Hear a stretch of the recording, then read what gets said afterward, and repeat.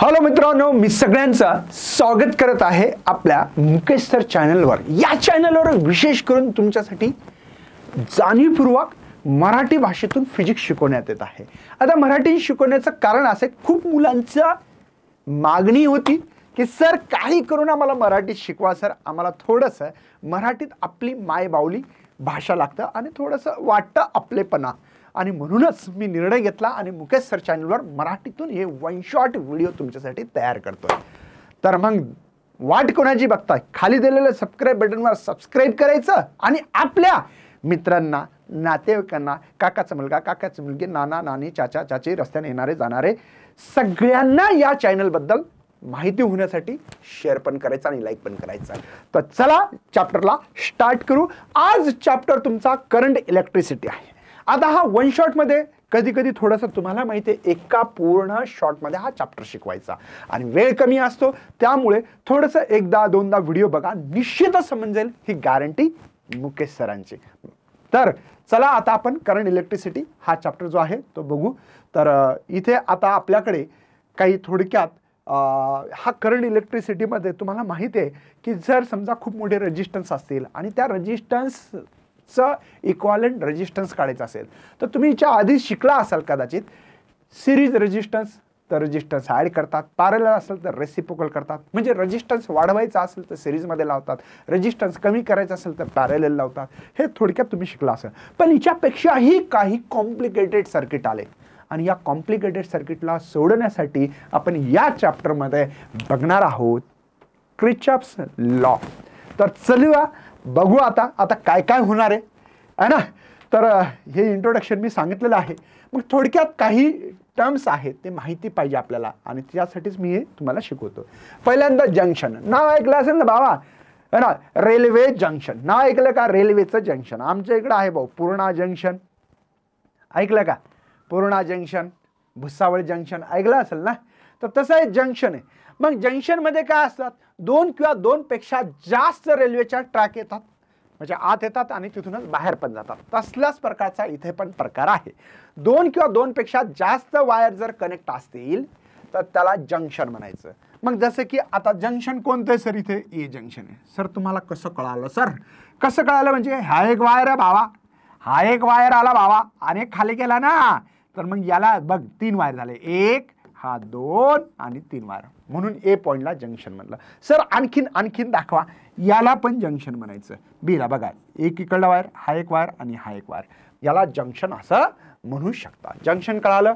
Any point in electric circuit where the two or more conductor joined करना पडेगा। समजतं ना? कधी कधी हिंदी शब्द येतो बरं बाबा, त्याचं कारण तुम्हाला माहिती आहे, फिजिक्स ज्ञान मुकेश नाईक चॅनलवर हिंदी जास्त बोलल्या गेलो आपण। नेक्स्ट काय आहे? Loop, close conducting. बघा काय शब्द वापरला? Any close conducting path in electrical network is called the loop म्हणायचं। आणि ब्रांच काय? Branch in any part of network lies between two junction. आता बघा इथं आपल्याकडे लूप काय असणार आहे, समजा मी नाव दिलं असतं A B C D E F. Sir मग हिच्यातलं लूप कसा काढणार? मला जर लूप काढायचं असतं तर मी म्हणलं असतं लूप म्हणलं असतं असं बघा, A B E F A, जिथून गेला तिथं परत येणं, म्हणजे मी ए पासून गेलो होतो बघा, ए कडून बी, बी कडून ई, ई कडून एफ आणि एफ कडून पुन्हा ए कडे आलो। कळालं का? त्याला लूप म्हणायचं। क्लोज पाथ, जिथून गेला तिथून वापस। भाऊ दिवसभर कुठं भटकायचं, भटकत जा कुत्र्यासारखं, पण घरी जेवायला संध्याकाळी येत जा। तसं आहे भाऊ, दिवसभर भटकायचं आणि रात्रीला आपल्या घरी यायचं। काम धंदे करा जरा असे, नाही तर बस मायबापाच्या जीवावर उड्या नका मारत जाऊ। काय बोलायला तर तेवढंच काम आहे, ठीक आहे? लूप कळालं आता। दुसरं लूप कोणतं असतं बरं? A B C D E B, कळालं का लूप? आता बघायचं आपल्याला या ठिकाणी ब्रांच काय असते। ब्रांच म्हणजे काय? दोन लूपच्या मधला जो काय पार्ट असेल, दोन लूप कोणते, सॉरी दोन जंक्शन कोणते आहेत? एक बी आहे आणि एक ए आहे। मग या दोन जंक्शनच्या मधली जी काही पाथ आहे त्याला मला ब्रांच म्हणा। Branch any part of network lies between two junction, दोन जंक्शनच्या मध्ये। बघा इथे पण ए आहे, बी आहे, मग मी काय म्हटलं असे बघा, हे आणि एक ए आणि बी, कळालं का? याला तुम्हाला म्हणता येतं ब्रांच। सोपे कॉन्सेप्ट आहेत। हा क्वेश्चन बघा कितदा आला भाऊ, फेमस आहे का क्वेश्चन? हा मोस्ट इम्पॉर्टंट क्वेश्चनमध्ये लिहून घ्या.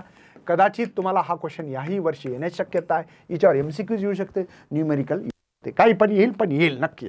स्टेट द क्रिचॉफ्स लॉ सांगायचं आहे ना, क्रिचॉफ्स लॉ तुम्हाला सांगायचं आहे.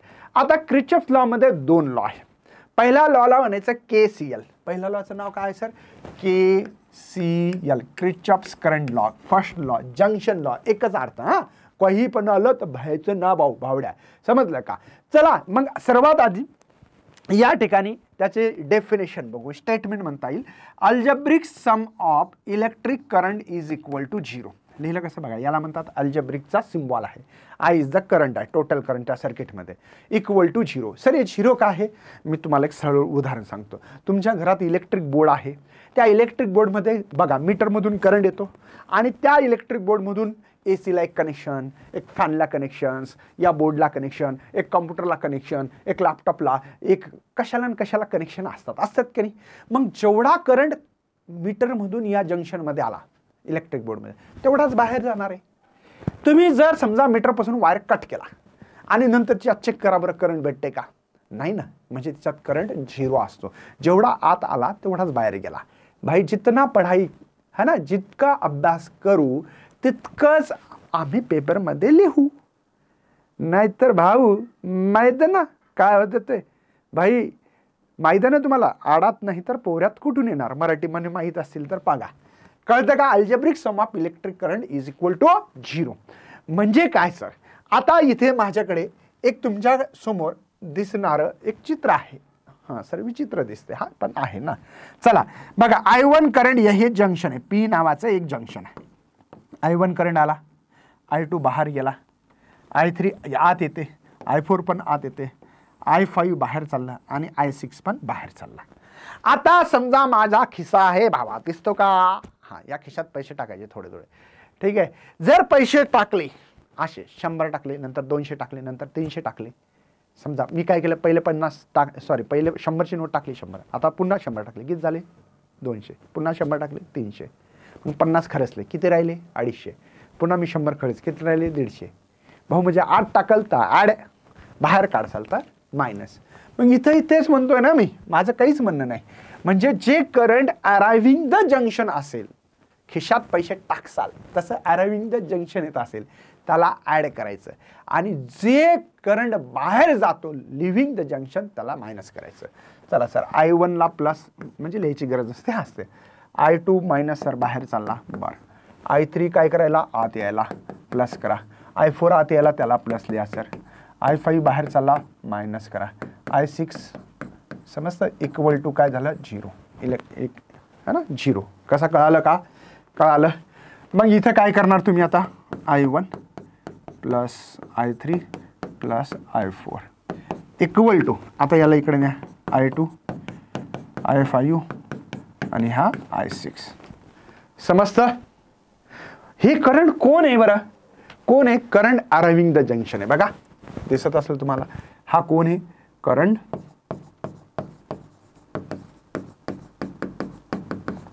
अरायव्हिंग ॲट द जंक्शन, जंक्शनकडे येणारा करंट आहे, ठीक आहे. आणि हा करंट कोणता आहे बरं? करंट लिव्हिंग द जंक्शन है ना. हा कोण आहे? Current leaving junction, current leaving junction. समजतं? Current arriving the junction, current leaving the junction. समजलं सगळ्यांना? काही डाऊट नाही. 2 मार्काचा क्वेश्चन आहे, सिम्पल आहे.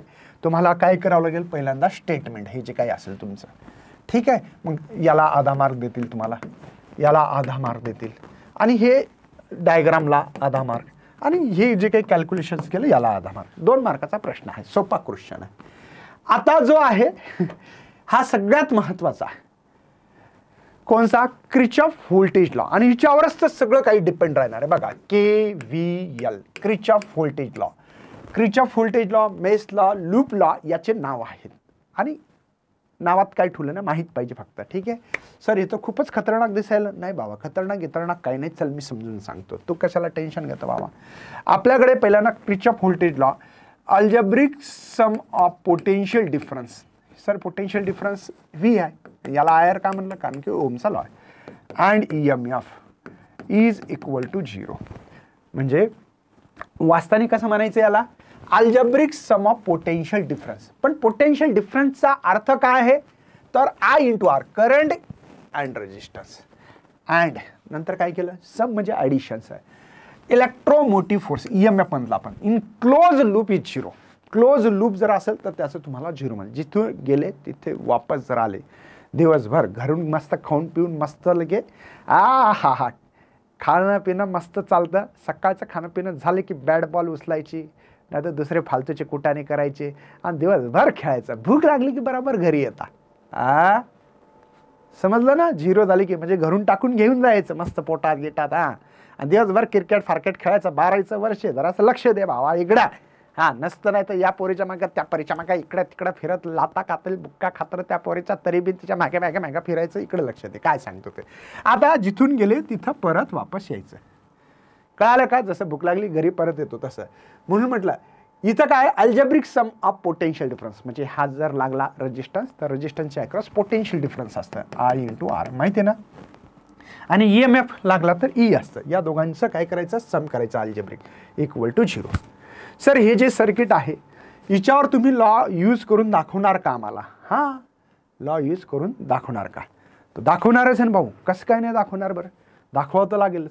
मग मी काय करतो इथं मस्तपैकी आरामशीर इथं डायग्राम काढणार आहे आता आणि बढिया तरीके तुम्हाला समजून सांगणार आहे. बघा आता इथं घ्या सर असे एक रेजिस्टन्स,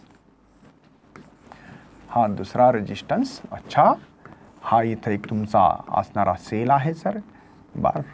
हा एक रेजिस्टन्स, हा एक रेजिस्टन्स.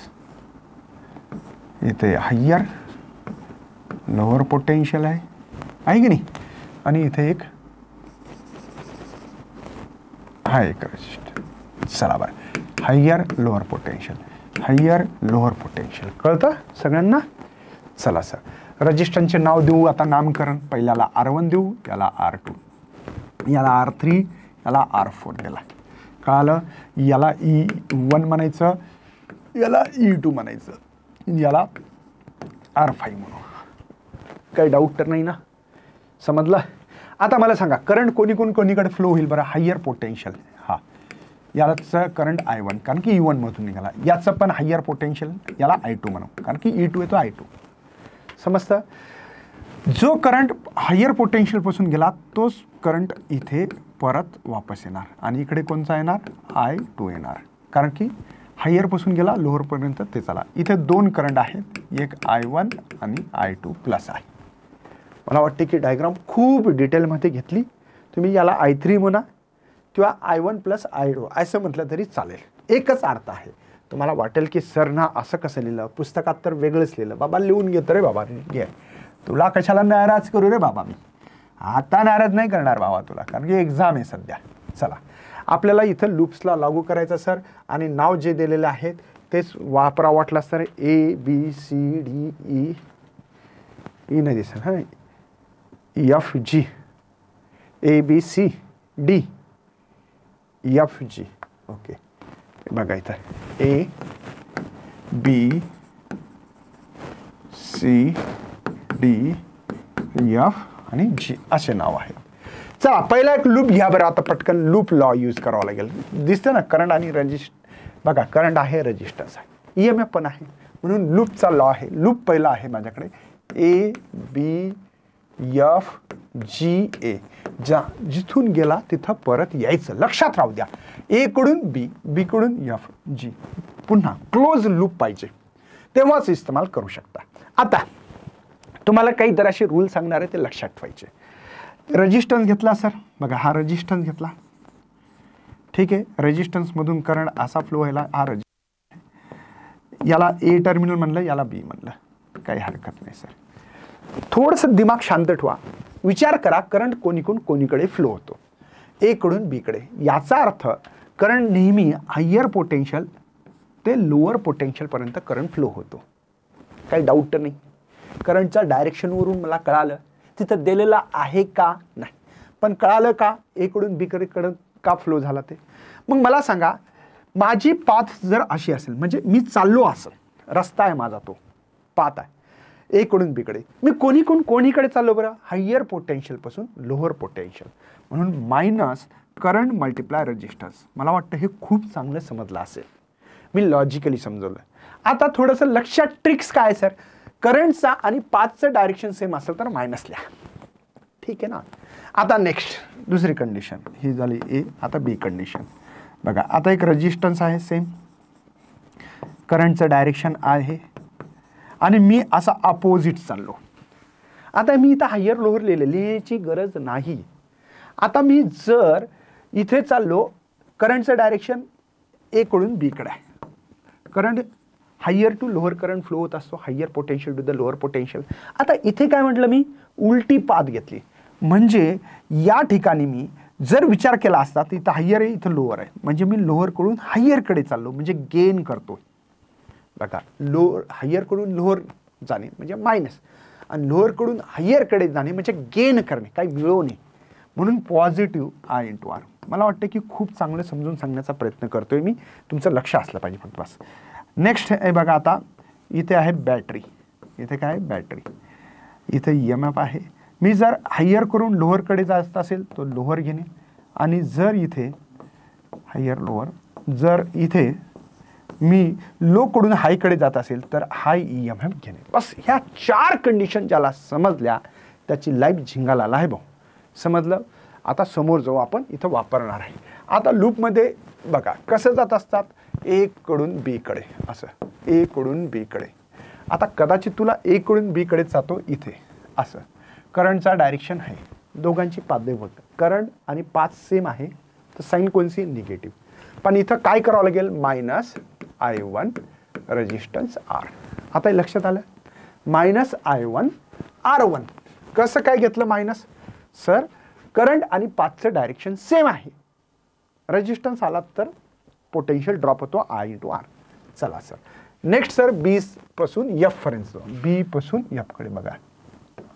करंटचं डायरेक्शन आणि पाथचं डायरेक्शन सेम आहे, मायनस लिहा सर, मायनस I3 R5. काय डाऊट आहे भाऊ, F कडून G कडे जा, F कडून G कडे जा. सर करंटचा डायरेक्शन बघा आणि माझा पाथ पण सेम आहे, तर करंट आहे माझ्याकडे I1, रेजिस्टन्स आहे R3, बराबर आहे. F आता G कडून A कडे जा, काय लागलं, सेल. सेलचं कसं असतं, हायर टू लोअर. बघा इथं लोअर कडून हायर कडे चाललो म्हणजे प्लस E1 द्यायचं. आता जिथून गेले तिथं परत आले का बघा बरं, ए कडून निघालो, आता ए कडे परत आलो ना, क्लोज पाथ झाली का, मग इक्वल टू 0 लिहायचं. समजलं का. आता याला मी रिअरेंज करतो बघा, E1. आता इथं मी काही कॉमन काढू शकतो का, तो I1 काढू शकता सर, मायनस I1, तर इथं R1 प्लस R3. आता राहिलं काय, minus I3 R5 equal to 0. असं इक्वेशन लिहायचं आहे, समजलं. काय डाऊट आहे, I3 ची व्हॅल्यू टाकायची तर टाकू शकता, I1 प्लस I2, ठीक आहे, टाकायची तर. पण इथपर्यंत ठीक आहे, समजलं का कसं अप्लाय केलं. आता पोरं विचारतात सर हे प्लस कसं काय आलं, अरे भावड्या तेवढं कळायला पाहिजे. बघ मायनस I1 R1, हे बघा मायनस I1 R3 आहे का नाही, हे टर्म तर ॲज इट इज हे इकडे आहे. दुसरा लूप जर ट्राय करून बघायचं असलं तर बघा, लूप आहे आपल्याकडे, लूप आहे. आता दुसरं काय आहे, BCDFB. आता इथे पण लॉ लागू करायचा, बी कडून सी कडे जा, है ना, क्रिचॉफ्स लॉ. बी कडून सी कडे बघा, माझा करंटचं डायरेक्शन असं आहे लेफ्ट कडे, आणि माझी पाथ अपोजिट आहे. अपोजिट साईन असेल तर काय करतात, प्लस साईन. बघा ही सेकंड कंडिशन, प्लस. काय आहे, करंट आहे माझ्याकडे I2 आणि रेजिस्टन्स R2. समजलं. सी कडून डी कडे या, सी कडून डी कडे या, सी कडून, तर हायर टू लोअर पोटेन्शियल, आणि लोअर पोटेन्शियल तिथं आहे E2. समजलं.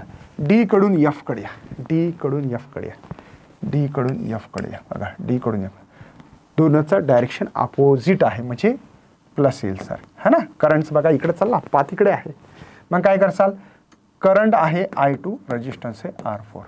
आता F कडून B कडे म्हणजे इकडे असं बघा, करंटचं डायरेक्शन खाली, माझी पाथवरी म्हणजे प्लस I3 R5. आता इक्वल टू हा 0 लिहायचा, इक्वल टू काय लिहायचा, 0. का बरं, बी पासून पुन्हा बी पर्यंत आलं 0 लिहायचं.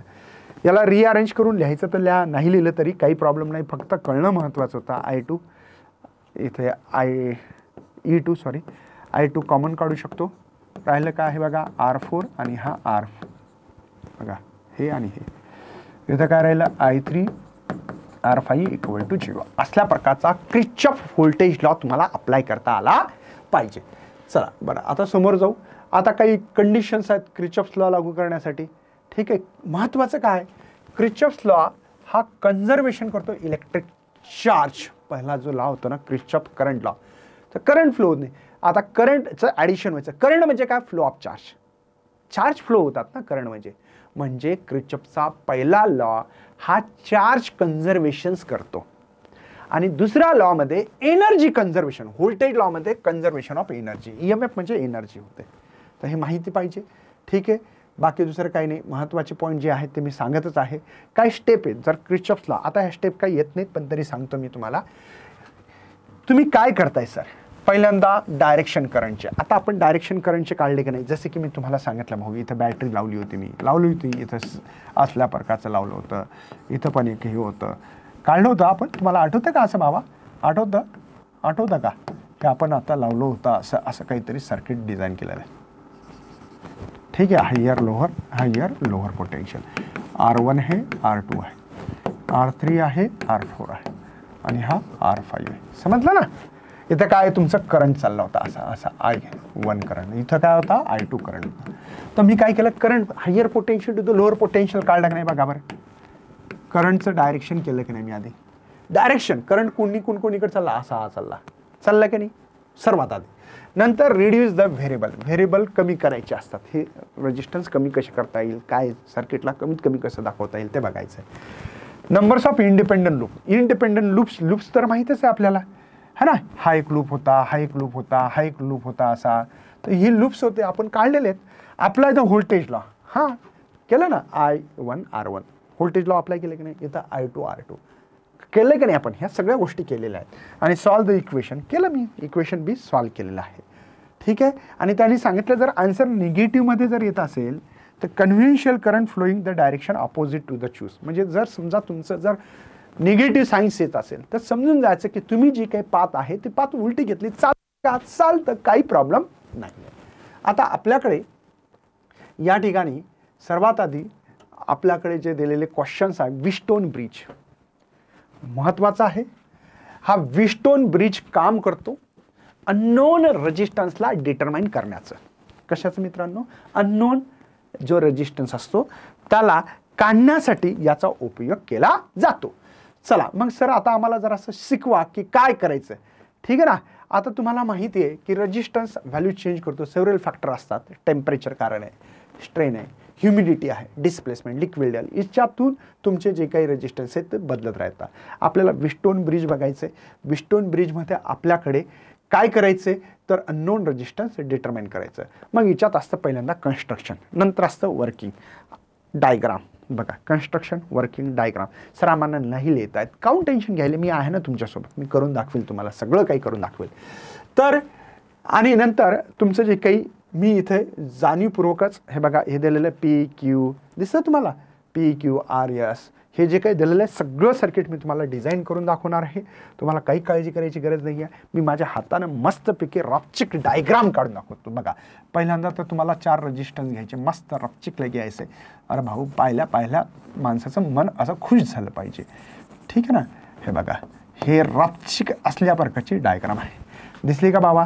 याला म्हटलं होतं आपण PQ, याला R रेजिस्टन्स, याला S. सर मी आणखीन नाव वेगळं देऊ शकतो. दे ना बाबा मला काय चाललंय. आणि या ठिकाणी तुमच्याकडे ग्लाव्हनोमीटर असतो तो घेतलेला आहे. इथे तुम्हाला असल्या प्रकारचं एक मस्तपैकी बॅटरी घ्यायची. सेल घ्या, बॅटरी घ्या, काही प्रॉब्लेम नाही. ठीक आहे. की घेतली एक की हा म्हणजे स्विच जसं काम करते. इथं हायर लोअर पोटेन्शियल आहे. कळालं का. मग याला मला नाव द्यायचे सर. मुद्दा म्हणून वेगळ्या पेनमध्ये देतो जेणेकरून कळाले पाहिजे. A, इथे B आणि इथं हा C आणि इथे हा D घेतला. सर याच्यातून जाणाऱ्या करंटला बघा, एक करंट हायर पोटेन्शियलपासून असा येईल तर लोअर पोटेन्शियलपर्यंत येईल. की क्लोज केल्यानंतर येईल का नाही भावड्या. मग याला काय म्हणायचं, करंट I1, याला करंट I2 म्हणू. याच्यातून ग्लाव्हनोमीटरमधून जाणारा करंट हा आय जी आहे. मग इथं काय होईल बरं, हा आय करंट आला, मग काही इकडे गेला म्हणजे I1 मधून आय जी गेला असं लिहावं लागेल. I1 मधून बघा, I1 करंट आला, आय जी गेला, तो इथं हा करंट राहील. आता इथं आय जी करंट येतोय, इकडून I2 यायला, म्हणजे काय होईल, I2 आणि आय जी दोघांचं सम होईल. इथं आला का नाही बघ ना, या I2 आला, इकडून आय जी आला. समजलं, सिंपल डायग्राम आहे, आपल्या भाषेत मस्त डायग्राम लिहायची असते. आता माझ्याकडे आय नावाचा करंट होता, तर तो होता I1 प्लस I2. सर आम्हाला थेरी लिहायचं शिकवा ना. शिकवतो, ताण घेऊ नको भाई. तुला एक सांगू का, दुसरा फिजिक्स ज्ञान मुकेश नाईक यूट्यूब चॅनलवर जाय, तिथं गिरीश डावरे सरसोबत एक व्हिडिओ बनवला आम्ही, ते एकदा चेक करतो, तुला कळून जाईल की भाई का थेरी खूप लिहिण्यात अर्थ आहे का. कन्स्ट्रक्शन कसं लिहायचं असतं बघा. A terminal is connected to the higher potential and C is connected to the lower potential through the key. कळालं का, सिंपल लिहायचं. B and D is connected to the between galvanometer. The four resistance P, Q, R, S. The current flowing through the P, I1 current flowing through the S resistance I2, and Q resistance current flowing I1 minus I3. लिहायचं फक्त. R मधून होतो I2 plus IG. Bus IG current flowing through the galvanometer. काय लिहायचं, झालं construction. यालाच construction म्हणायचं. समजलं का. चला, तरी मी मस्तपैकी शिकवणारच आहे, तुला ताण नाही घेऊ असं की सर काय असंच पळवाय. आता इथं क्रिचॉफचा लॉ यूज करायचा आपल्याला. याला म्हणायचं आपण लूप. पहिल्या लूपचं नाव देतो मी A B D A. जिथून गेला तिथं परत आला का भावा तू. आता नीट लक्ष दे, मी काय काय सांगतो. A कडून B कडे जायचं, नीट लक्ष दे. हे बघ, आत्ताच जो क्रिचॉफ लॉ शिकला ते शिकवणार आहे, दुसरं काही शिकवणार नाही. करंटचं डायरेक्शन आणि पाथचं डायरेक्शन सेम आहे. सेम असेल तर साईन कोणती आहे बेटा, मायनस. करंट कोणता आहे, I1, आणि त्या रेजिस्टन्सचं नाव आहे P. बघ दिसतं ना, बी कडून डी कडे जा सर, बी कडून डी कडे. बघा इथं बिन करंट पण खाली आणि माझी पाथ पण खाली, म्हणजे मायनस सर, मायनस आय जी, आणि रेजिस्टन्स असतो ग्लाव्हनोमीटरचा कॅपिटल जी. मग गेला नाही पण लिहून घे बाबा, ठीक आहे. नंतर डी कडून ए कडे. बघा हे असं. आता करंट कुठं चालला, खाली, माझी पाथ वर आहे डी कडून ए कडे, म्हणजे इथं प्लस येईल सर. प्लस काय आहे सर, इथं I2 आणि रेजिस्टन्स यस. जिथून गेला तिथं वापस आला 0. काय डाऊट आहे तुला, काय डाऊट आहे बाबा. चला, पण तुम्हाला एक सांगतो, आपल्याकडे एक बॅलन्स कंडिशन घेतली. आता बॅलन्स कंडिशन म्हणजे काय, ग्लाव्हनोमीटरमधून जाणारा करंट हा 0 असणार. 0 कधी असेल बरं, करंट कुठून कुठे फ्लो होत असतो, हायर पोटेन्शियल कडून लोअर पोटेन्शियलला. इथं तसं होणार आहे का, अरे भावड्यांना सांगणं, होणार आहे का नाही, कॉमेंटमध्ये लेच जा जरासं, मजा आली पाहिजे बघा, रपचक लगे अशी. आता इथं बीचं पोटेन्शियल आणि डीचं पोटेन्शियल सेम आहे याचा अर्थ, म्हणून इथून करंट फ्लो होणार नाही. करंट तेव्हाच फ्लो होईल जर इथं जास्त व्होल्टेज, इथं कमी, तर हायर टू लोअर जाईल, पण इथं नाही जाणार. म्हणून इथं I G for balance condition असं लिहू शकतो, फॉर बॅलन्स कंडिशन, ठीक आहे. इथं I G is equal to 0, म्हणजे हे minus I1P plus I2 S is equal to 0, minus I1P, हे पण मायनस I2 यस होईल. इकडे गेला तर प्लसचा मायनस, मायनस मायनस काय होईल बेटा, प्लस. तर हा इक्वेशन I2 यस, याला इक्वेशन 1 म्हणतो मी. पुस्तकात थोडंसं वेगळ्या पद्धतीने घेतात, तर ताण घेऊ नका त्याचा. तुम्हाला असं वाटेल की सर काय वेगळं शिकवतात का, नाही, काहीच ताण नको घेऊ भाऊ तू, ठीक आहे. नेक्स्ट, आता लूप घ्यायचं आहे. चला, लूप काय तिथे, बी सी डी बी, ठीक आहे. बघा बी कडून सी कडे जा, दोघांची पाथ सेम आहे. बघा करंट बी आणि पाथ सेम आहे. मायनस लावा सर, मायनस करंट आहे, मायनस आयची, मल्टिप्लाय रेजिस्टन्स काय बेटा तिथं क्यू आहे. बी कडून सी कडे. आता सी कडून डी कडे जा बरं, सी कडून डी कडे. दिसतंय दोघांची पाथ अपोजिट आहे, सी कडून डी कडे. अपोजिट आहे तर काय लावशील, प्लस.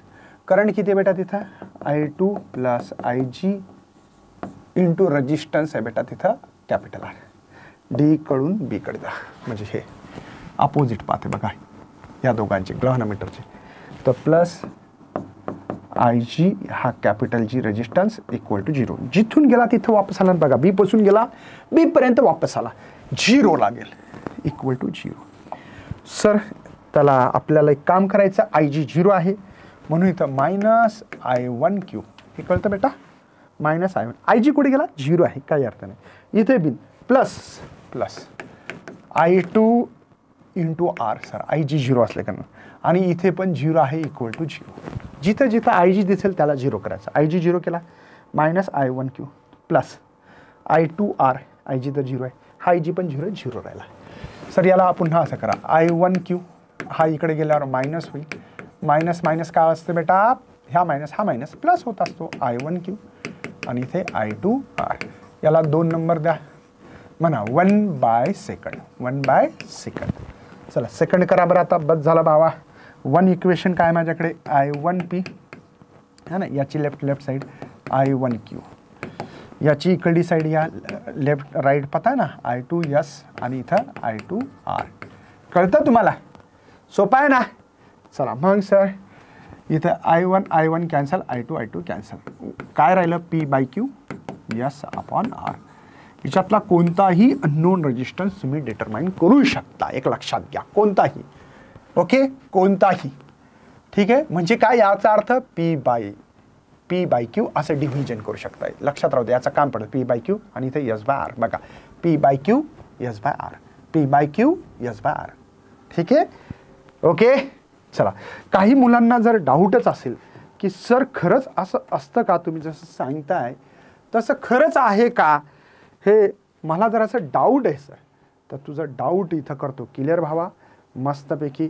की मी म्हणतो ना थेरी काही जास्त लिहायची गरज नाही, आणि लिहिली तरी बिन कसं लिहावी याच्याबद्दल पण आपण डिस्कशन्स केलं. ठीक आहे, आता मी एक तुला करून देतो जरासं, म्हणजे थोडंसं नॉलेज यायला पाहिजे तुला. बघ, म्हणजे नॉलेजचा विषय हा म्हणून दाखवतोय, दुसरं काही नाही. बघ, Wheatstone bridge was originally develop, हे छोड दो, आता कळायला पाहिजे हे तर है ना, की measure the value of unknown resistance. याचं काम काय, अननोन रेजिस्टन्स मेजर करणे. कळलं ना. It also use to calibrating measuring the instrument such as voltmeter, ammeter. ठीक आहे, तर आपण त्याचा रेजिस्टन्स मोजू शकतो, व्होल्टमीटर, ॲमीटर. आता इथं याच्यापेक्षा महत्त्वाचं हे होतं आपल्याकडे की 4 रेजिस्टन्स आहेत बघा, एक P, एक Q आणि एक R आणि S आहे. कनेक्टेड कसं केलं बेटा मी, ABCD क्वाड्रिलॅटरल, म्हणजे तुम्हाला असं कनेक्ट केलं असं सांगायचं मला, असं याला क्वाड्रिलॅटरल म्हणतात, त्याला माहिती आहे ना तुम्हाला. असं मी जॉईन केलं showing the figure. A battery of EMF E along with the key is connected between the point A and C. Point A higher पोटेन्शियलला कनेक्ट केलेला आहे आणि C लोअर पोटेन्शियलला कनेक्ट केला. ग्लानोमीटर हा इंटरनल रेजिस्टन्स कॅपिटल जी असतो त्याचा connected between the B and D. जे दिसतं ते सांगायचं होतं, याच्यात काही जास्त डाऊट नाही. आता की क्लोज केली तर करंट फ्लो होईल का नाही सर्किटमध्ये, आणि तो डिवाइड होईल, एक I1 करंट जाईल, एक I2 करंट जाईल, बरोबर आहे ना, एक I1 करंट I2. मी सांगितलं कसं जाईल ते. तर हे सगळ्या गोष्टी इथं मी लिहिलेल्या आहेत, तुम्हाला सांगितलेल्या आहेत, मनाने लिहिता आलं पाहिजे, बाकी तर हे तर आपण सांगितलेलंच आहे. तर या गोष्टी जे आहेत याच्यासाठी काही फार जास्त मेहनत घ्यायची गरज नाही. आता व्हीटस्टोन ब्रिजचंच इथे तुम्हाला ॲप्लिकेशन आहे आणि याचं नाव आहे मीटर ब्रिज. मीटर ब्रिज नाव का ठेवलं सर, हा एक मोठा इश्यू आहे सर, हा मला कळत नाही सर. अरे बाबा, याच्यावर एक मीटरची स्केल आहे आणि ते एका मीटरची आहे, आणि ब्रिज आहे त्याच्यावर, ब्रिज म्हणजे बघा हे ब्रिज सारखं दिसतं. ठीक आहे, म्हणून याचं नाव मीटर ब्रिज. 2012 खूप वेळेस क्वेश्चन येतो, याही वर्षी क्वेश्चन येण्याची शक्यता नोट डाऊन करा. सर हे काय, याला म्हणतात, याचं नाव आहे रेहोस्टॅट, याचं नाव आहे की, याचं नाव आहे बॅटरी. ठीक आहे, हा आहे रेहोस्टॅट आहे, म्हणजे हा रेजिस्टन्स बॉक्स आहे. इथे बिन इथं त्याने अननोन रेजिस्टन्स लावला, इथं त्याने ग्लाव्हनोमीटर आणि याला म्हणायचं जॉकी. जसं की याचं काही दर्शन थोड्याच वेळात तुमच्याकडे होणार आहे, त्यामुळे मी घेऊन येते आहे तुमच्यासाठी एक रेजिस्टन्स बॉक्स. ठीक आहे, एक सगळं काही घेऊन येतोय, लक्षात घ्या. याला रेजिस्टन्स बॉक्स म्हणतात. तुम्ही तुमच्या कॉलेजमध्ये सुद्धा पाहिला असेल. सर आम्ही कॉलेजला जात नाही हो, कळावं काय, बघा हे रजिस्टर बॉक्स, याच्यात की ॲडजस्ट करता येते बघा. काढली, टाकली म्हणजे ती क्लोज झाली, हे ओपन आहे. ओपन म्हणजे करंट फ्लो होणार नाही मग तिथून. ठीक आहे, तर रेहोस्टॅट हे असं आहे, हे बघा रेहोस्टॅट दाखवूनच देतो ना बाबा तुला. याच्यातून तुम्ही रेहोस्टॅट म्हणजे यूज करू शकता, कळालं. म्हणजे हे जे काही इथं वायर वाऊंड केलेले खूप लेंथ वाढली की रेजिस्टन्स वाढतो आणि याचा उपयोग करू शकता. कळतं का भावा? आणि हे जे काही ग्लॅव्हनोमीटर हे ॲमीटर ॲक्च्युली ग्लॅव्हनोमीटर असं दाखवतोय फक्त. ठीक आहे, तर हे सर्किट तुम्हाला कदाचित प्रॅक्टिकल लॅबमध्ये बघितलं असेल. इथे आपल्याला थोडंसं मनाने लिहिता आलं पाहिजे, मी जसं म्हणलं तसं. आता इथे मी तुम्हाला मस्तपैकी रापचिक एक डायग्राम ड्रॉ करून दाखवतो स्वतःच्या हाताने. जरा बरं वाटतं भाऊ, शिकवल्यासारखं वाटतं. नाही तर सगळं काही रेडीमेड असेल तर मजा येत नाही. बघ हे तुमची 2 एल शेप असल्या प्रकारचे मेटल स्ट्रीप म्हणतात. एक मधात एक मेटल स्ट्रीप घ्यायची आणि एक एंडला घ्यायची. अशी मस्त रापचिक डायग्राम काढण्याचा प्रयत्न करत राहायचा. ठीक आहे, या ठिकाणी तुम्हाला एक अननोन रेजिस्टन्स घ्यायचा एक्स नावाचा आणि इथे एक रेजिस्टन्स बॉक्स, जसं मी तुम्हाला आत्ता गरमागरम दाखवला होता. आत्ताच दाखवलं ना. ठीक आहे, 2 गॅपमध्ये. याला C1 नाव देऊ शकता मेटलची स्ट्रीप, याला C2 नाव देऊ शकता आणि याला C3 मेटलची स्ट्रीप नाव देऊ शकता. मग करायचं काय, एक वायर घ्यायचा.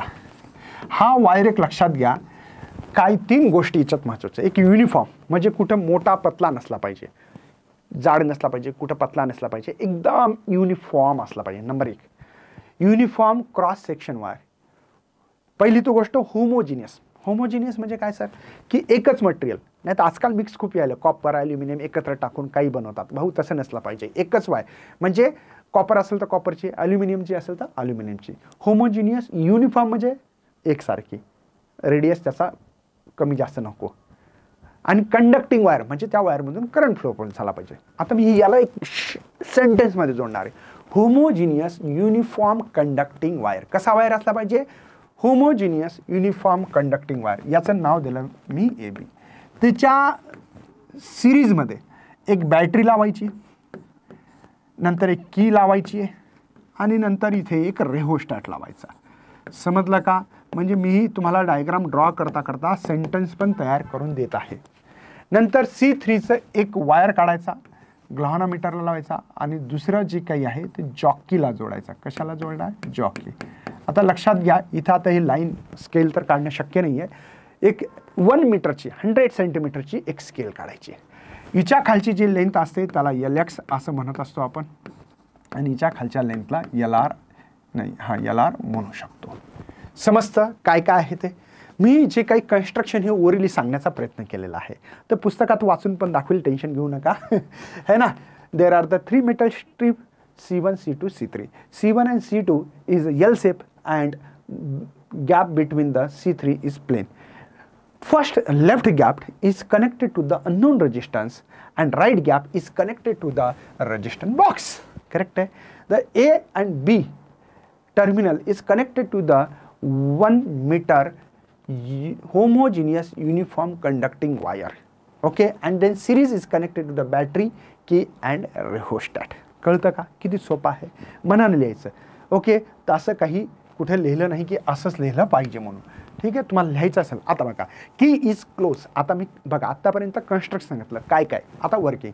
की is close, current flowing through the AB homogeneous uniform conducting wire. Current flow होणं चालू झालं. मग मला काय करायचं, नल पॉईंट इथं शोधायचं आहे. मग मी काय करेल, suitable resistance adjust in a resistance box. म्हणजे त्या सुटेबल असं घालायचं त्याच्यामध्ये. तुम्हाला बघायचं की बाबा हे बघा असं असं करून बघावं लागतं की है ना, की सुटेबल रेजिस्टन्स जे काय असेल ते. ठीक आहे. आणि मग नंतर काय कर, jockey touch point the difference point. The D point is show the 0 deflection of galvanometer. बस एवढंच पाहायचं होतं. आता आपण तुम्हाला एक फील येत असेल बघा, हे एक असं आता हे जे काही काढलं आपण याला विस्टोन ब्रिज है ना. ठीक आहे, याला P म्हणलं, याला Q म्हणलं, याला R म्हणलं होतं, याला S म्हणलं होतं.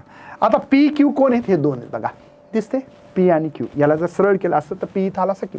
आणि S कोण आहे, हे आहे याचा रेजिस्टन्स आणि याचा रेजिस्टन्स. म्हणजे मी इथं लिहू शकतो according to the Wheatstone bridge सारखं जर लिहिलं तर X/R. बघा, याला डिवाइड, याला आणि याला डिवाइड केलं की नाही आपण. मग याला कसं करसाल सर, रेजिस्टन्स, वायरचा एक रेजिस्टन्स असतं आणि त्या रेजिस्टन्सचं नाव आहे AD divide by resistance of DB. समजलं? कळतं? पण सर एक रेजिस्टन्स हे कळालं का, जसं P/Q आत्ताच लिहिलं होतं आपण, P/Q याचंच तर ॲप्लिकेशन आहे ना. आणि S/R कोणाचं, विस्टोन ब्रिजचं. मीटर ब्रिज एक ॲप्लिकेशन आहे मित्रांनो, लक्षात घ्या.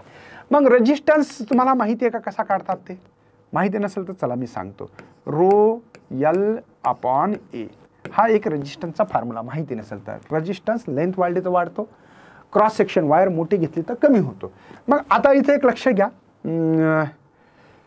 हा एडीचा आहे तो याला यक्स म्हटलं आपण, एडीला लेंथला एल एक्स म्हटलं है ना. ठीक आहे. तसाच रेजिस्टन्स ऑफ डीबी ला काय म्हटलं आपण, रो इथं एल आर अपॉन ए. सर मला एक सांगा, इथं रो एक्स ए एक्स असं का नाही बरं लिहिलं? कारण की मटेरियल सेम आहे, होमोजिनियस शब्द माहिती आहे ना. होमोजिनियस म्हणजे एकच मटेरियल पासून ही वायर बनलेली आहे, म्हणून rho 1 rho 2 rho X rho R असं काही म्हणता येत नसते. आणि एरिया पण सेम आहे कारण की ही वायर युनिफॉर्म आहे, कुठं मोठी पतली नाही आहे, लक्षात घ्या. ठीक आहे. चला या इक्वेशन व्हॅल्यू पुट करू. आता पुट इक्वेशन 1 म्हणावं लागेल, असं पुट इक्वेशन 1. चला करा बरं. एक्स अपॉन आर इथं आहे rho L X upon A divided by rho L R upon A. ठीक है. मग इथं rho rho cancel, A cancel, तो एक्स अपॉन आर, यहाँ पे L X upon L R. तो X is equal to R, हा L X upon L R. समजतं का? हाच अननोन रेजिस्टन्स आपण काढलेला आहे. इथे पण अननोन रेजिस्टन्स काय काढला आपण, अननोन रेजिस्टन्स. डायग्राम इम्पॉर्टंट आहे. कन्स्ट्रक्शन कसं लिहायचं कळालं. आता सांगितलं मी की क्लोज केल्यानं करंट फ्लो होते सांगायचं, टच करायचं डिफरंट पॉईंट, डी पॉईंटला नल पॉईंट भेटला, झिरो डिफ्लॅक्शन भेटलं, हे सांगायचं फक्त. समजलं.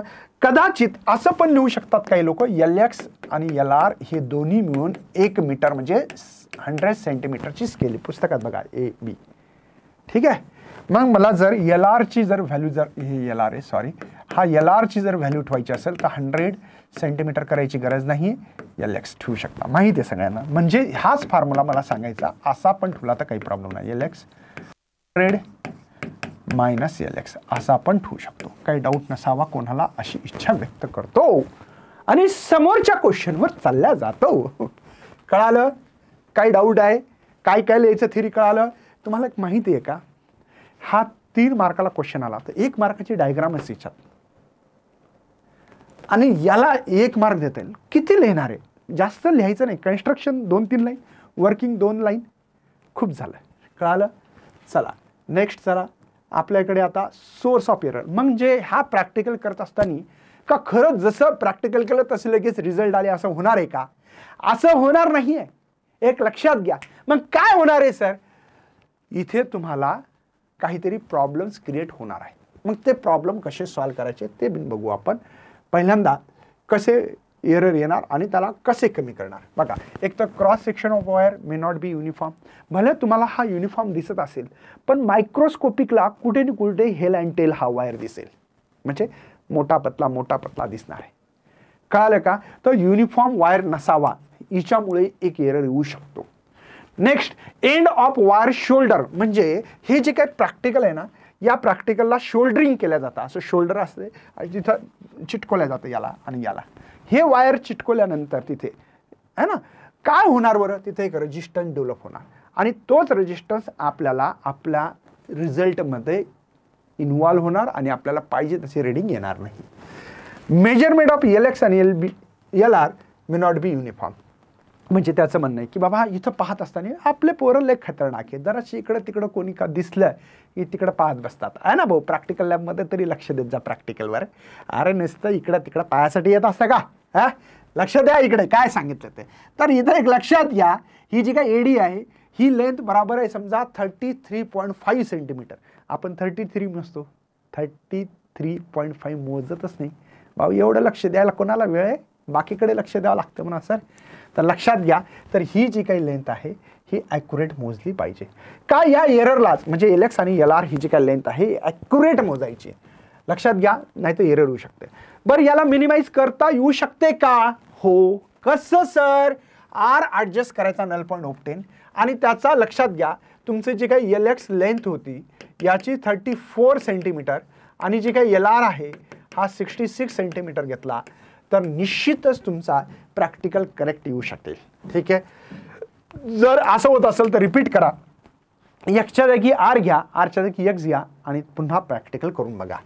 जॉकीला लक्षात घ्या, पोरं काय करतात, धरतात, घास घास घास घास घासत राहतात. असं घासल्यामुळे काय होतं, ते वायर होतं गरम, म्हणजे त्याला रेजिस्टन्स वाढला असं म्हणतात. गरम रेजिस्टन्स वाढणे म्हणजे टेम्परेचर वाढणे, टेम्परेचर वाढले तर कारण ती कंडक्टिंग वायर आहे, समजलं ना, कंडक्टर आहे तो. आणि कंडक्टरला जर समजा टेम्परेचर वाढलं तर रेजिस्टन्स वाढतो. सेमी कंडक्टरमध्ये उलटं होतं बरं, टेम्परेचर वाढल्यानंतर रेजिस्टन्स फॉल होत असतो, ती लक्षात राहू द्या.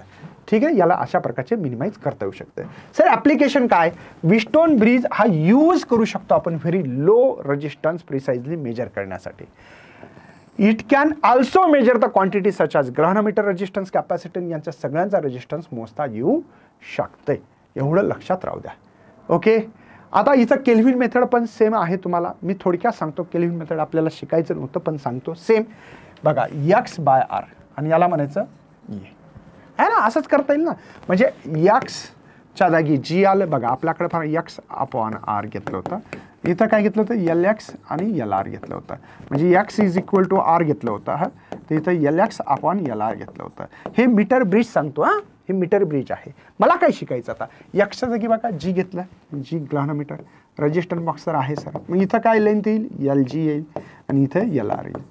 तर G is equal to R, इथं पण लिहू शकतो sir L G upon L R. बघा इथं एक्स होतं तर इथं एक्स आलतं, फरक एवढा आहे बघा. किंवा याच फॉर्म्युल्याला असं पण लिहिता येईल सर एल जी इथं 100 मायनस एल जी, एकच अर्थ आहे. कळलं, व्हीटस्टोन ब्रिज आणि केल्व्हिन मेथड जवळपास सेमे, फक्त ग्रहणोमीटर इथला रिमूव्ह करून अननोन रेजिस्टन्सच्या जागी शिफ्ट केला, बाकी काहीही झालेलं नाही. ठीक आहे, चला नेक्स्ट आपल्याला बघायचंय पोटेन्शियोमीटर. काय आहे थोडक्यात शिकणार आहे आपण. जर विद्यार्थी मित्रांनो तुम्ही बोर्डामध्ये टार्गेट ठेवला असेल की मला PCM मध्ये 90+ जायचं आहे आणि कोणत्या हलतीमध्ये आणि कमी पैशामध्ये, तुमच्यासाठी आम्ही एक कोर्स आणलेला आहे जाणीवपूर्वक. आम्हाला माहिती आहे ग्रामीण भागातील मुलं असतात, हिच्यासाठी PGMN ॲप, इथंच लिंक भेटेल तुम्हाला PGMN ॲपची, त्याच्यावर जायचं. तिथे तुम्हाला शौर्य PCM म्हणजे फिजिक्स, केमिस्ट्री, मॅथ आणि काय असे साधे सुधे लोक नाही बरे शिकवायला. त्याच्यासाठी तुम्हाला शिकवायला मॅथचे यूट्यूबचे बादशाह आहेत, दिनेश सर, सोईन सर केमिस्ट्रीचे, आणि मी स्वतः फिजिक्स शिकवतो, भावा धमाल करणार आहे. तर तुमच्यासाठी हा रेकॉर्डेड कोर्स आणि कमी पैशात दिलेला आहे, एकदम कमी पैशात. मला माहिती आहे 3 विषय म्हणतो मी, एक नाही भाव, 3 विषय. आणि त्याचं नाव आहे, जर तुम्ही PGMN ॲप प्ले स्टोअरवर जाऊन डाउनलोड केलं तर शौर्य PCM बॅच म्हणून आहे. कोर्स प्राइस फक्त 1299 आहे. हेल्पलाईन नंबर आहे हा, स्क्रीनशॉट काढा आणि पटकन कोर्समध्ये येऊन धमाल करा, ज्यांना डिटेलमध्ये शिकायचं आहे.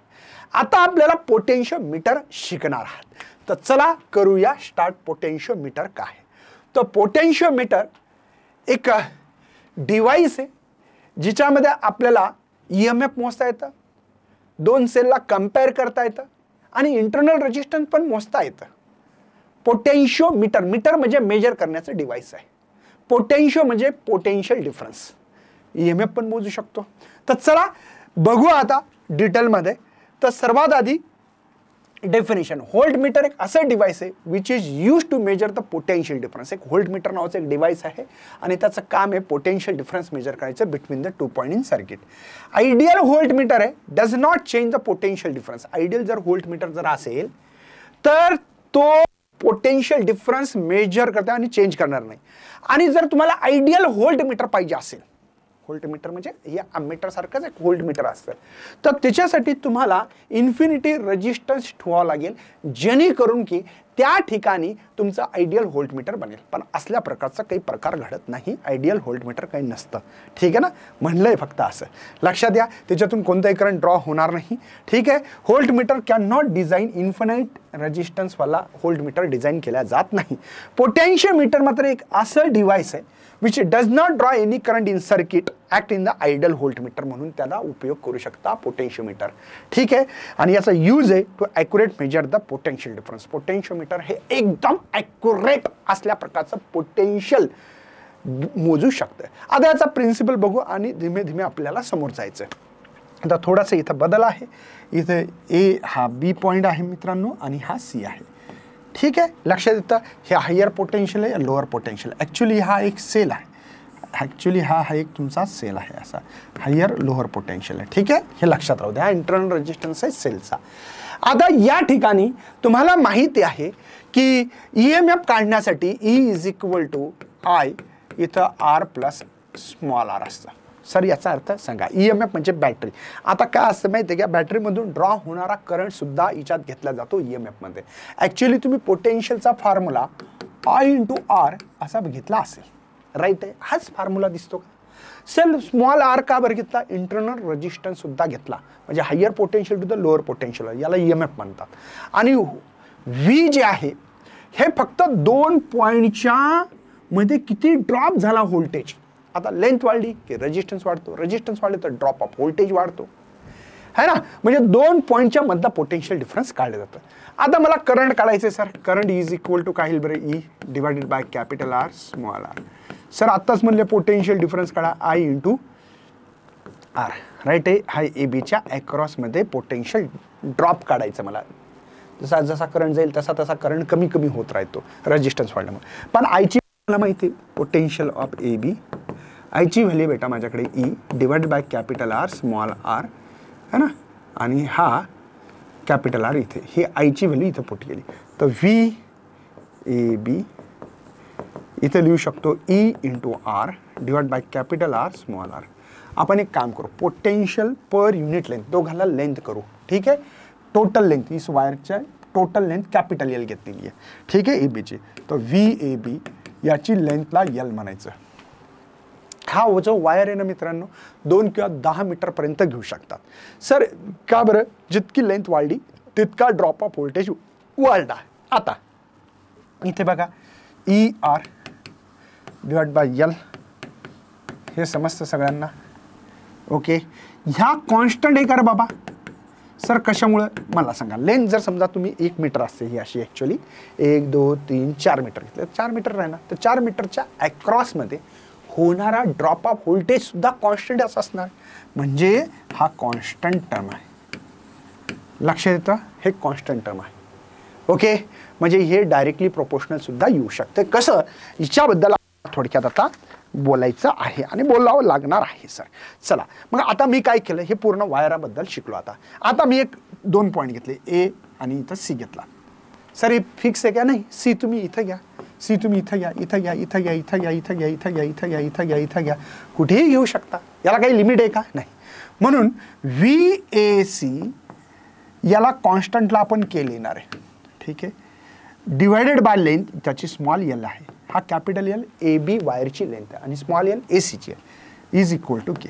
म्हणजे VAC is equal to K into L. K तर कॉन्स्टंट आहे. VAC directly proportional to the length of conductor. जितकी जास्त लेंथ असेल तितका ड्रॉप ऑफ व्होल्टेज वाढेल.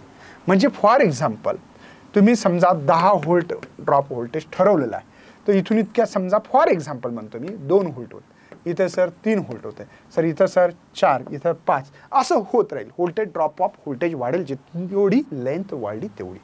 मग सर हे सेंटेन्समध्ये लिहायचं होतं मला, लिह ना भाऊ.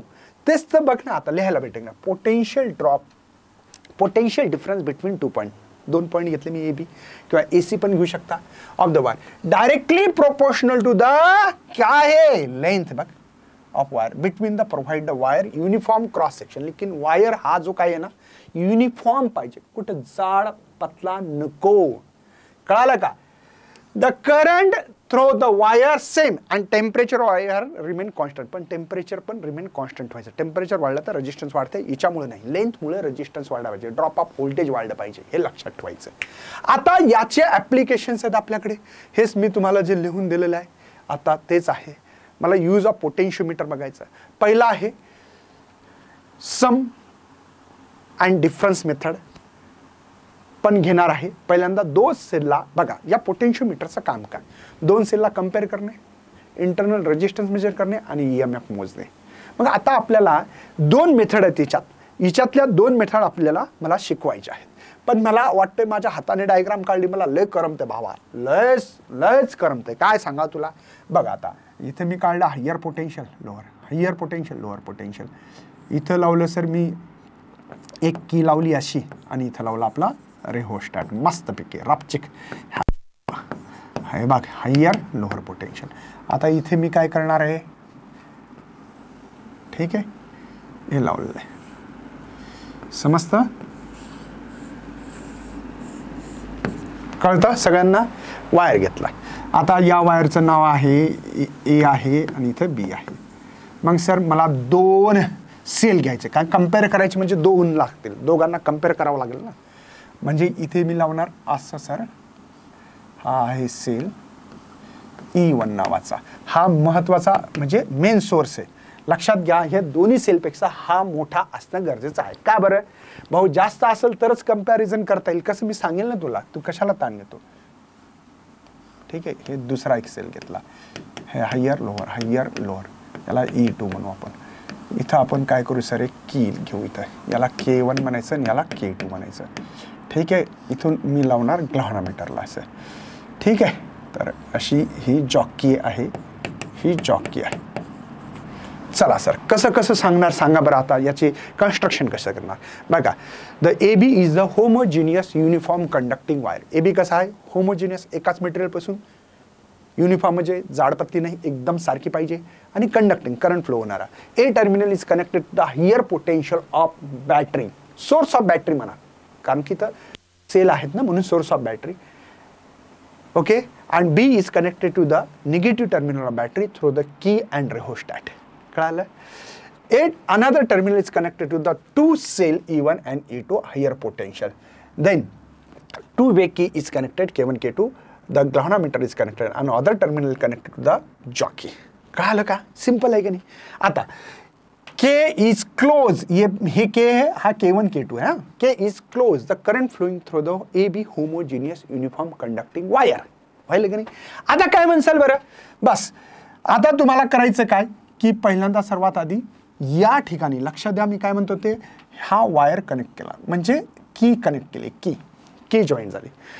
तर या सर्किटमध्ये E1 नावाचा सेल इन सर्किटमध्ये आलेला आहे. म्हणजे कोण कोण आता E1 है ना, galvanometer and jockey in a circuit. The jockey touch point, difference point, वेगवेगळ्या पॉईंटला मी, डिफरंट पॉईंटला मी टच केलं. मी इथं केलं या डी पॉईंटला, तसं मला नल डिफ्लेक्शन दिसला ग्लॅव्हनोमीटरमध्ये. याचा अर्थ काय सर, याचा अर्थ असा आहे की बघा, हे मेन सर्किटमधून करंट फ्लो व्हायला लागला, हे जे येलो कलर दिसते. आता मी इथं डीला टच केलं तर एडीच्या अक्रॉसमध्ये, या सेलमध्ये जितका पोटेन्शियल आहे तितका आहे, अक्रॉसमध्ये ड्रॉप व्हायला लागला, म्हणून नल डिफ्लेक्शन आला. कारण की करंट फ्लो होता higher potential to the lower potential. पण इथे काय झालं, एक लक्षात घ्या, इथे झालं सर डी पॉईंटला एडीच्या अक्रॉस जितकं ड्रॉप ऑफ व्होल्टेज आहे तितकंच ईच्या अक्रॉस आहे, आणि त्या लेंथला एडीला L1 असं म्हणणार. म्हणून EMF E1 is equal to तोच प्रिन्सिपल KL1 लिहू शकतो मी. समजलं थेरी कशी लिहायची ते पण कळालं. आता बघा नेक्स्ट थेरी, लक्ष राहू दे भाऊ, मी काय म्हणायला होतोय. K1 is open and K2 is close. K2 is close. At these times, the EMF E2 in a circuit, the jockey touch point different point and null deflection is D dash ला भेटला, D dash इथं भेटला, त्याची length L2 आहे. मग लिहिणार कसं इथे, E2 is equal to K L2, equation 2. चला काय लिहिसाल बरं भाऊ साहेब, 1/2. 1 इक्वेशन E1, इथे हे E2, इथे KL1, इथे KL2. आता K कॅन्सल होईल का बाबा, K गेट बी कॅन्सल, E1 अपॉन E2, इथे L1 अपॉन L2. ठीक आहे, ह्यालाच 2 सेलला कम्पेअर करण्याचा फॉर्म्युला भेटला. किती सोपा आहे, किती सोपा आहे सर. इथे मार्क कसे भेटतात, तर सिंपल आहे बाबा, तुम्ही कन्स्ट्रक्शन लिहिलं, ठीक आहे, कन्स्ट्रक्शन लिहिलं. मी कन्स्ट्रक्शन कसं लिहिलं, जे दिसतं ते कन्स्ट्रक्शन लिहिलं सर. इथं हाफ मार्क सर, वर्किंग लिहिली त्याला हाफ मार्क देऊ आपण, ठीक आहे, वर्किंग लिहिली याला हाफ मार्क दिला सर. डायग्राम लिहिली त्याला हाफ मार्क द्या सर, डायग्राम, ठीक आहे, वर्किंग आहे, डायग्रामला हाफ मार्क, 1.5 मार्क. कळाला किती सोपं आहे. आता इथे बघा मार्क कसा आहे, याला लिहायचं पण की K1 इज क्लोज असं लिहायचं इथे, तेव्हा याला आणि त्या लिहिण्याला अर्धा मार्क आहे. याला पुन्हा अर्धा मार्क आणि फायनल आन्सर अर्धा मार्क. 3 मार्काचा क्वेश्चन्स आहे, एकदम सोपा साधा. म्हणजे बघा, नाही थेरी नाही लिहिली सर, काहीच एकही शब्द नाही लिहिला, अर्धा मार्क, आधा आधा आधा, 2 मार्क तरी पक्के होणार आहेत. तुम्ही विचार करा. तर बाई अक्का, आता सम अँड डिफरन्स मेथड आपल्याला बघायचं आहे. तेच क्वेश्चन्स तोच आहे, 2 सेललाच कंपॅरिझन करायचं. माझी डायग्राम पुस्तकाची सारखी आहे, फक्त थोडासा फरक आहे, लक्षात घ्या, घाबरू नका. मुलांना वाटते की मुकेश सर वेगळी डायग्राम काढतात. नाही भावा, एकच आहे, तुम्हाला पुस्तकातली काढायची काढून घ्या, माझं कोणतंही म्हणणं नाही. बघा, हीच डायग्राम आहे बघा, ठीक आहे. इथं आता 2 सेलला कंपॅरिझन करायचं, तर थोडंसा लक्ष असलं पाहिजे, बस, बाकी काहीच नाही. मी तुम्हाला फक्त लक्ष मागतोय, ठीक आहे. ही की आहे हायर लोअर पोटेन्शियल, ही EMF आहे तुमचा, ठीक आहे. पहिल्यासारखीच वायर आहे, तुम्हाला दिसत असेल तर A आणि ही B आहे. नीट लक्ष द्या. आता इथे तुमच्याकडे हा सेल आहे, हा हियर लोअर, याला E1 असं म्हणू. ओके सर, थोडा वरी झालं का, ठीक आहे. आणि दुसरा जो आहे सेल इथे आहे, ठीक आहे. आणि इथे, ठीक आहे, 1 2 आणि 3, हायर लोअर, आणि याला E2 म्हणायचं. आणि ही तुमची जॉकी आहे, नाही सॉरी, ग्लॅव्हनोमीटर आहे. आणि ही तुमची जॉकी आहे, D पॉईंट, हा ग्लॅव्हनोमीटर आहे. याला असं म्हणायचं K1, हा K2, हा K3 आणि हा K4. समजतं? काय टेन्शन आहे? चला मग आता आपल्याकडे काय करायचं, आता सेम प्रोसेस. पुन्हा काय लिहिसाल बरं? लिहिसाल AB is the homogeneous uniform conducting wire. Working सगळ्यांची सारखी, सॉरी, कन्स्ट्रक्शन सारखंच आहे, थोडंसं इथं बदल झाला ते सांगायचं. A is connected to the higher potential of battery, B is connected to the lower potential battery through the key and rheostat. The other terminal A is connected to the EMF of, है ना, sale positive terminal. मग इथं सांगू शकता तुम्ही की jockey 4 वे की लावलेली आहे ना, आणि इथं ग्लॅव्हनोमीटरला कनेक्शन करून आपण जॉकीला दिलेलं आहे. थोडक्यात मी पहिल्यासारखं सांगतो तसं. आता इथं प्रत्येक वेळेस एवढं सांगणं शक्य नाही, तर तुम्ही थोडासा सपोर्ट करसाल अशी उमेद आहे. आता यू का सर्व K is close current flowing through the AB homogeneous uniform conducting wire. Current flow होत आहे. आता नीट लक्ष द्या, K1 is close and K3 is close. अशा 2 की क्लोज केल्या मी. 4 वे की आहे, 4 की आहेत, K1 K2 K3. मी काय काय क्लोज केलं सांगा बरं एकदा. K1 and K3 is close, K1 आणि K3 क्लोज आहे. आणि इथे K2 and K4 are open आहे. करेक्ट आहे, ठीक आहे ना. मग मी काय करेल बरं, आता सरळ आहे. इथं थोडंसं एक नॉलेज आहे ते देणार आहे आणि समोर जाणार आहे. ज्या वेळेस तुम्ही असं जर कनेक्ट केलं असेल, higher lower potential, higher lower potential, higher lower, इथे E1, इथे E2, तर इथं E1 प्लस E2 प्लस करायचं जर पहिल्याचं निगेटिव्ह दुसऱ्याच्या पॉझिटिव्ह सोबत आहे तर. पण जर असं असेल, लोअर, हा पण लोअर कनेक्ट केला, हायर लोअर हायर, तर इथं E1 E2, तर इथं E1 मायनस E2 करायचं. दोन्ही जर मायनस मायनस जर कनेक्ट असतील तर, आणि प्लस प्लस असतील तरी बी तसं करू शकता. हा प्लस तर इथं हे E1 मायनस E2. पण इथे कंडिशन आहे, E1 सेल हा मोठा असेल तर, आणि E2 मोठा असेल तर E2 मायनस E1 करायचं. आता मला सांगा, हिच्यातली कोणती कंडिशन तुम्हाला दिसते? सर बघा, पहिल्या सेलचा निगेटिव्ह दुसऱ्या सेलच्या पॉझिटिव्हला, बघा E2च्या पॉझिटिव्हला आहे, निगेटिव्ह पॉझिटिव्हला कनेक्ट होतो. E1 प्लस E2 लिहा सर, E1 प्लस E2 लिहू शकता, इक्वल टू. मी काय केलं, हा जो जॉकी डिफरंट पॉईंटला टच केला, मला D पॉईंटला नल डिफ्लॅक्शन भेटलं, IG 0 भेटतं. ग्लॅव्हनोमीटर मधला जो काही करंट आहे तो 0 झाला. याचा अर्थ काय, या दोघांची सम एवढा पोटेन्शियल ड्रॉप ADच्या अक्रॉस मध्ये होतोय. म्हणजे या दोघांचं सम आलं 2 अधिक 3, याचं 2 EMF आहे, याचं 3 आहे, 2 अधिक 3 5. तर 5 ADच्या अक्रॉस ड्रॉप व्होल्टेज होतो, हे त्याचा अर्थ आहे. म्हणूनच करंट फ्लो होईना. करंट फ्लो कधी होत असतो, हायर टू लोअर पोटेन्शियल. इथं दोन्ही पोटेन्शियल सेम आहेत. समजतं का बाबा? आणि म्हणून त्याची लेंथ L2 आहे आणि K कॉन्स्टंट आहे. समजलं? इक्वेशन 1. आता नेक्स्ट बघ रे भावा, मी काय सांगतो ते. आता मी K1 ओपन, K3 पण ओपन केलं. लिहू शकतो का मी इथं, है ना, K1 and K2 K3 sorry, है ना, आर ओपन, इथं पण आर ओपन केले. मग मी आता क्लोज कोणाला करणार आहे, K2 आणि K4 ला करावं लागेल. K4 R close. चला क्लोज करा बरं त्यांना. आता बघा क्लोज करतोय कोण कोण, हा आणि हा क्लोज केला K4. बघा K2 आणि K4. आता काय येईल बरं सांगा, पहिल्याचं निगेटिव्ह दुसऱ्याच्या निगेटिव्हला कनेक्टेड. निगेटिव्ह म्हणजे सबट्रॅक्शन. तर इथं काय करसाल, आणि ते मानलंय मी की कोण मोठा आहे आणि कोण छोटा आहे. इथं काय लिहाल, सॉरी इथं L1 लिहायला पाहिजे होतं, सॉरी भाऊ, पहिली लेंथला L1 म्हणू लागल आपण. अरे का बरं बाबा, नाही चला L1. आता इथं काय म्हणावं लागेल, KL2 म्हणावं लागेल. समजलं ना, काय डिफरंट पॉईंटला टच केला, कुठेतरी इथं D' भेटला असेल आणि तिथं नल डिफ्लेक्शन भेटला असेल किंवा तिच्या आधी भेटला असेल. जाऊ दे, आपल्याला काय करायचं. नाही तर तुम्हाला वाटेल की सर हे छोटा आहे, तर इथे दाखवा D' दाखवा. चला आता दोघांना डिवाइड करू आपण, फर्स्ट बाय सेकंड. इथं बघा फर्स्ट आहे E1 प्लस E2 आहे आणि सेकंड जे आहे E1 मायनस E2 आहे. इथं आहे KL1, इथं KL2 आहे. म्हणून इथे आपल्याला K गेट बी कॅन्सल झालं. आता राहिलं का आपल्याकडे E1 plus E2 divide by E1 minus E2, इथे L1 अपॉन L2.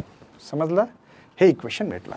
पण तुम्हाला जर तुमचं मॅथमॅटिक्स चांगला असेल तर बावड्यांनो तुम्हाला compound into divide into rule माहिती पाहिजे, है ना.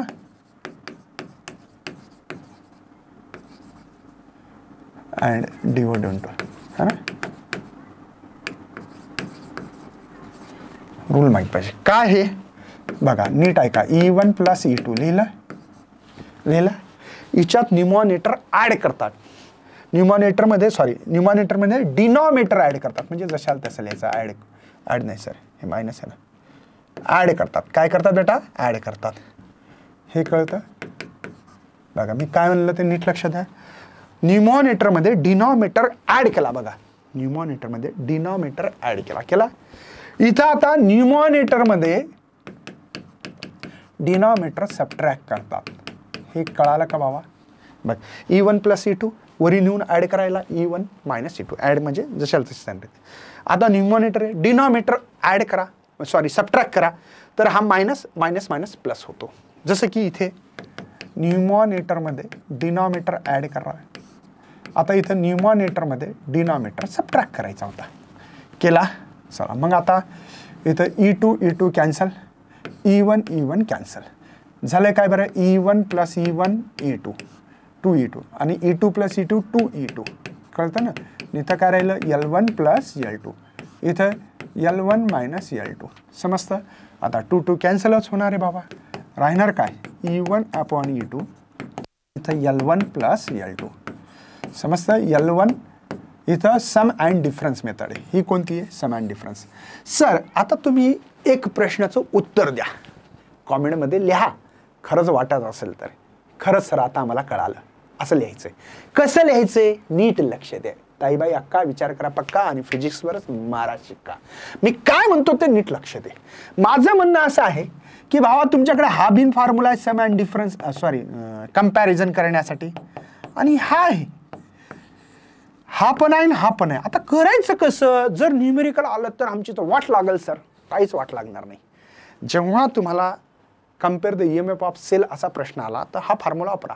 पण जर सम आणि डिफरन्स किंवा असिस्ट टू इच अदर, एक सेल दुसऱ्या सेलला असिस्ट करणे याला म्हणतात आणि अपोज याला म्हणतात दुसऱ्यावाला. म्हणजे जर असिस्ट असा शब्द जर आला, असिस्ट या अपोजिंग असा शब्द जर आला तर भावा विचार करू नको काही, मस्त हा फॉर्म्युला यूज कर. जर हे शब्दच नाही आले तर हा फॉर्म्युला यूज करायचा. बरं आत्ताच सांगतोय, समजलं. आता आपल्याला इंटरनल रेजिस्टन्स काढायचा आहे सेलचा.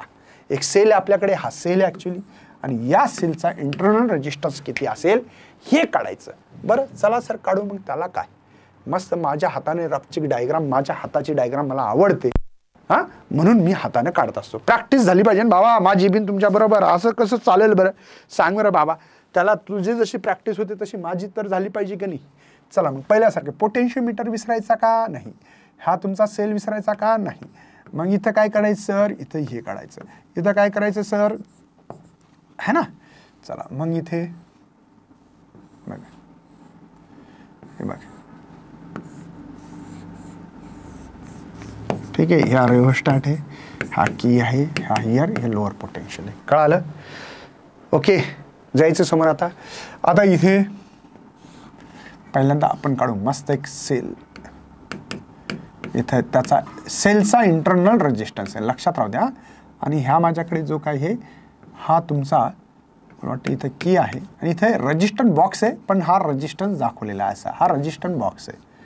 ठीक आहे. आणि इथं काय लावला आपण, एक ग्लॅव्हनोमीटर लावला, आणि इथे ही जॉकी आपली,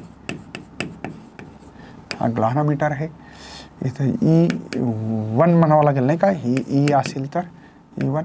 ॲक्च्युअलमध्ये हा असल्या प्रकारचा सेल आहे, पण इथं नाही दाखवला. ठीक आहे, असा सेल येतो ॲक्च्युअलमध्ये. ठीक आहे, हा रेजिस्टन्स आहे आणि हा की आहे. इथं पी क्यू, इथं आर एस टी असं काहीतरी नाव लिहा, P Q R S T. आता आर ईच्यासाठी आपल्याला कळालं असेल, आर इज द रेजिस्टन्स असल्यामुळे. चला सर, इथे ए टर्मिनल आहे आणि इथे बी आहे. जमली का मस्त डायग्राम बाबा. हां सर, इतकवढी चांगली नाही, मला माहिती आहे नाही आहे चांगली, पण ठीक आहे बाबा, धकून घ्या ना तेवढं माझ्यासाठी. ठीक आहे ना. या कीला नाव दिलं त्यांनी K1 K2 यूज करा म्हणते, नाहीतर लफडा होईल बाबा. ओके, काही टेन्शन नसावं असं भाऊ मी कन्सिडर करतोय आणि समोर पडतोय. आता बघा, K1 इज क्लोज, म्हणजे या सर्किटमध्ये ए बीमध्ये वायर, कंडक्टिंग वायरमधून करंट फ्लो व्हायला असं झाला. आता K2 इज ओपन. K2 काय ओपन, म्हणजे खालचं सर्किट आहे का रे बाबा, नाही. सध्या खालचं सर्किट गायब आहे. का बरं, K2 ओपन असल्यामुळे. वाटलंच तर लिहू शकतो, K1 is close and K2 is open. ठेवला. आता काय होईल बरं, आता बघा सर्किटमध्ये कोण येईल. आता पहिल्यांदा कन्स्ट्रक्शन कसं लिहायचं ते आता पुन्हा तिसरी वेळ तेच आहे, काय वेगळं सांगणार नाही मी. त्यामुळे माहितीच आहे, A B is the homogeneous uniform conducting wire, A is connected to the higher potential battery, B is connected to the lower potential battery through the key and rheostat, a another terminal connected to the cell of EMF positive terminal, another terminal connected galvanometer jockey आहे. तर ते आता माहिती आहे तुम्हाला. ठीक आहे.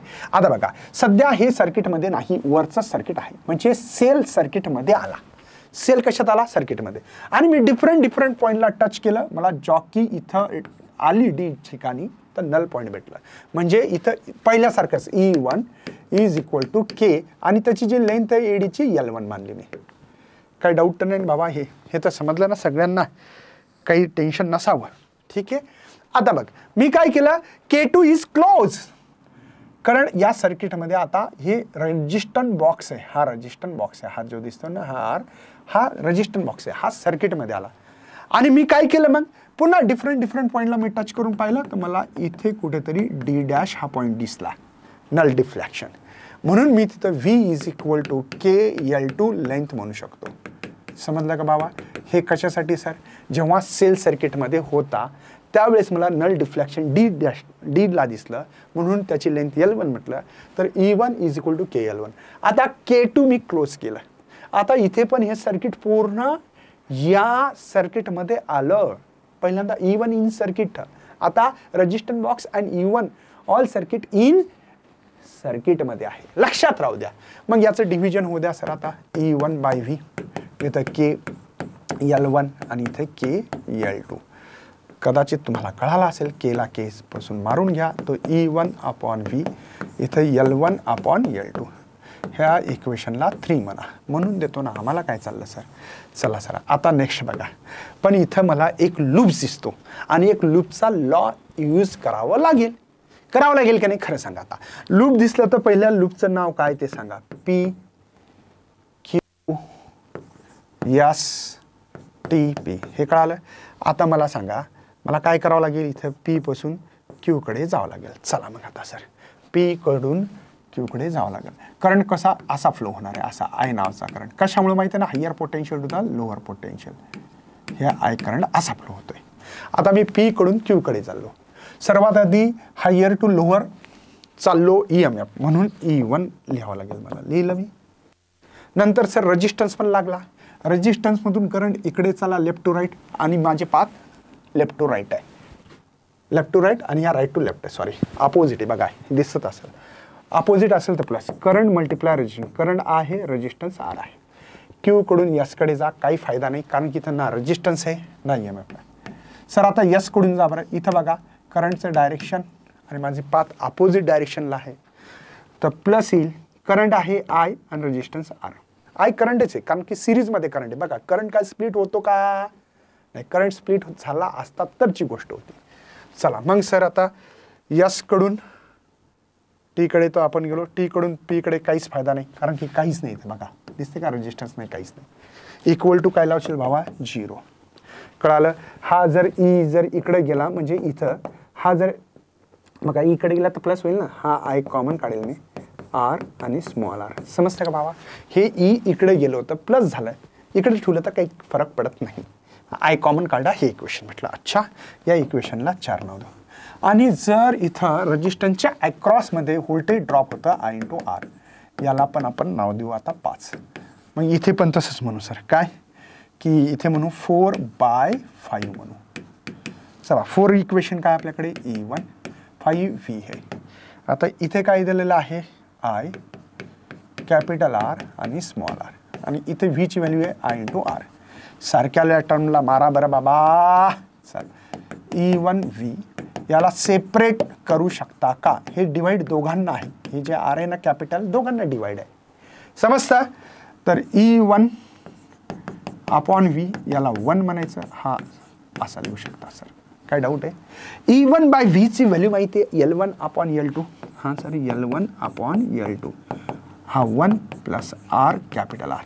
हा इकडं आला तर सर एक काम करू सर, L1 अपॉन L2 याला -1 स्मॉल आर कॅपिटल आर. काय डाऊट आहे बाबा, काही डाऊट आहे. चला थोडासा वेगळा मार्कर इस्तेमाल करू. आता याला असं इकडे लिहिलं तरी चालतंय, याला इकडे याला इकडे लिहिलं तर चालतं. हे भेटणार आहे असं L1 ऑन L2 -1 किंवा small R is equal to capital R L1 upon L2 -1. एक तर असं हे बिन बरोबरच आहे फॉर्म्युला, काही डाऊट नाही, किंवा असंही लिहिलं चालते क्रॉस मल्टिप्लिकेशन करून L1 हा -L2 डिवायडेड बाय L2. ठीक आहे ना. हा आहे स्मॉल आर. कदाचित समजलं असेल असं कन्सिडर करतो. समजलं, सिंपल आहे, काही जास्त टेन्शन घेण्याची गरज नाही. याचे ॲप्लिकेशन्स आहेत. पोटेन्शियलला तुम्ही डिव्हाइड करू शकता. हे वायर इकडे केलं तर कमी पोटेन्शियल, इकडे केलं जास्त, इकडे केलं तर इकडे कमी. याला पोटेन्शियलला डिव्हाइड करण्याची शक्ती आहे म्हणून याला व्होल्टेज डिव्हायडर नाव ठेवलेलं आहे. व्होल्टेज डिव्हायडर करू शकता याच्याद्वारे, ॲप्लिकेशन है पोटेंशियोमीटर. नंतर ऑडियो कंट्रोल पाहिलं असेल ना, हे आवाज़ भाई कभी कभी आवाज़ हम लोग बहुत जोर जोर से करते हैं, कभी गाना लगातो है ना, समझे ना. तो इससे हम लोग ऑडियो कंट्रोल करने का काम भी इसी से करते हैं. पोटेंशियल सेंसर होता है, सेंसर सेंस भी करने का काम भी पोटेंशियोमीटर से कर सकते हैं, है ना. आता समजलं ना सगळ्यांना. थोडंसं हिंदी मधामधात येत राहतं, मलाही माहिती आहे, पण थोडंसं माफ करा भावा. काय करणार आहे, थोडी सवय आहे हिंदीतून शिकवायची, काही टेन्शन घेऊ नका. मराठीत पण तुम्हाला शिकवणारच आहे, मराठीतच आहे, आपला उद्देश तोच आहे. आता कधी कधी येणार आहे थोडेसे जर असं 2-4 शॉर्ट झाले की ऑटोमॅटिक थोडंसं मराठीत कन्फर्ट राहणार आहे. आणि मराठीत खरं मराठीच आहे, आपण महाराष्ट्रातले आहेत, काही विषय नाही आहे, मराठी तर येणारच आहे, पण कभी खुशी कभी गम. आता अशा वेळेस येणार हरदम हिंदी का वर्ड, तो टेन्शन मत लो. तर समजून घ्या कधी कधी हिंदी बोलणार आहे मी, टेन्शन घेऊ नका. चला सर, तेवढं हेल्प पाहिजे तुमची, बाकी काय नाही. आता याची मिनिट्स काय. Potentiometer more sensitivity than voltmeter. Voltmeter एवढे सेन्सिटिव्हिटी नाही, थोडासा जर व्होल्टेज गिल्टे दाखवायचं तर दाखवत नाही आहे. हा पोटेन्शियोमीटर छोटाशा छोटा 10⁻⁶ एवढं पण व्होल्टेज दाखवू शकते, एवढी ताकद आहे पोटेन्शियोमीटर. म्हणून पोटेन्शियोमीटर चांगलं आहे व्होल्ट मीटरपेक्षा. ठीक आहे. Potentiometer can be use to measure the potential difference as well as EMF of cell. Potentiometer ताकद काय बाई, पोटेन्शियोमीटर हा पोटेन्शियल डिफरन्स बी मेजर करू शकते आणि EMF. पण व्होल्ट मीटरमध्ये काय प्रॉब्लेम माहिती आहे, फक्त पोटेन्शियल डिफरन्स मोजू शकते, EMF मोजू शकत नाही. पोटेन्शियोमीटर ही फक्त EMF मोजू शकते, व्होल्ट मीटर मोजू शकत नाही. चला, volt meter always measure the terminal potential and draw the current can not be use to measure the EMF of cell. EMF of cell मोजू शकत नाही, मी सांगितलं. मेजरमेंट ऑफ पोटेन्शियल डिफरन्स और EMF very accurate in the case of potentiometer. Potentiometer हा अत्यंत छोटा potential difference मोजू शकतो आणि EMF मोजू शकतो. व्होल्टमीटर नाही मोजू शकत. व्हेरी स्मॉल, मी आधीच म्हटलं 10⁻⁻6 येते, 10⁻⁻6 आहे. ठीक आहे, चला नेक्स्ट बघा. डिमेरिट काय पण पोटेन्शियोमीटरचा. पोटेन्शियोमीटर खूप मोठं डिव्हाइस आहे, लाकडाचं आहे, एवढं मोठं, 4-10 वायर, त्याला बॅटरी लावा, त्याला की लावा, त्याला जॉकी यूज करा आहे ना. त्याच्यानंतर तुम्हाला वेगवेगळे डिव्हाइस यूज करावं लागतात. व्होल्टमीटर रिओस्टॅट आहे, रजिस्टन्स बॉक्स आहे, असले भयानक डिव्हाइस यूज करू लागतात. त्याच्यामुळे हे पॉसिबल नाही, पोर्टेबल नाही, एका ठिकाणून दुसऱ्या ठिकाणी पोर्टेबल नाही. पण व्होल्टमीटर आहे ना, हे थोडं छोटे वायर लावले, मोजून घ्या, संपला विषय. भाई चोरी पण करता येतं, बॅगमध्ये टाकला, कॉलेजमध्ये चोरी करून आणलाय, करू नका असं बावड्या, फालतू कामं सोडून द्या, समजलं का. चोरटे कोणी कळले, कोण कोणी रे चोरटा, हे कॉमेंट कर रे भाऊ तू. सर मी चोरटा, मी कसा कॉमेंट करू. चला पोटेन्शियोमीटर हे नॉट पोर्टेबल आहे आणि डायरेक्ट मेजरमेंट, डायरेक्ट व्हॅल्यू घेऊ शकत नाही, है ना, समजलं का. हा त्याचा डिसएडव्हान्टेजेस आहे. आता बघायचं ग्लाव्हनोमीटर पासून आपल्याला बनायचं अॅमीटर आणि व्होल्टमीटर. अॅमीटर कशासाठी असते बाबा, पाहिलं का असं, हे ग्लाव्हनोमीटर आहे. हिच्यापासूनच आपल्याला अॅमीटर आणि व्होल्टमीटर बनवता येतं. मी तुम्हाला एक एक्झाम्पल देतो. ठीक आहे, आपल्या घरात दूध आणतात आणि दूध आणल्यानंतर त्या दुधापासून काय काय बनवू शकतो. सर आम्ही चहा बनवू शकतो, सर आम्ही दही बनवू शकतो, सर आम्ही त्याचं छाछ बनवू शकतो, है ना, ताक बनवू शकतो आपण. सर तिच्यापासून बासुंदी बनवता येतं, सर तिच्यापासून पेढे बनवता येतात, कलाकंद बनवता येतं. अरे भाऊ किती सांगतो, बस बनवू शकतो का नाही. तसं एक साधं ग्लाव्हनोमीटर आहे. या ग्लाव्हनोमीटरपासून आपण अॅमीटर आणि व्होल्टमीटर बनवणार आहे. ठीक आहे, याचं काम असं, जितकं करंट फ्लो होईल तितकं डिफ्लेक्शन कॉईल दाखवणार आहे. ठीक आहे, म्हणून deflection is directly proportional to the current. समजलं का, हे त्याचा महत्त्वाचा उद्देश आहे. इथं आपल्याला काही शिकायचं नाही, इथे फक्त खूप मोठं दिलेलं आहे, पण हे तुमच्या सिलेबसमध्ये एवढं डिटेलमध्ये नाही. आपला उद्देश ग्लाव्हनोमीटरपासून अॅमीटर बनवायचं. इथं कन्फ्यूज करू नका.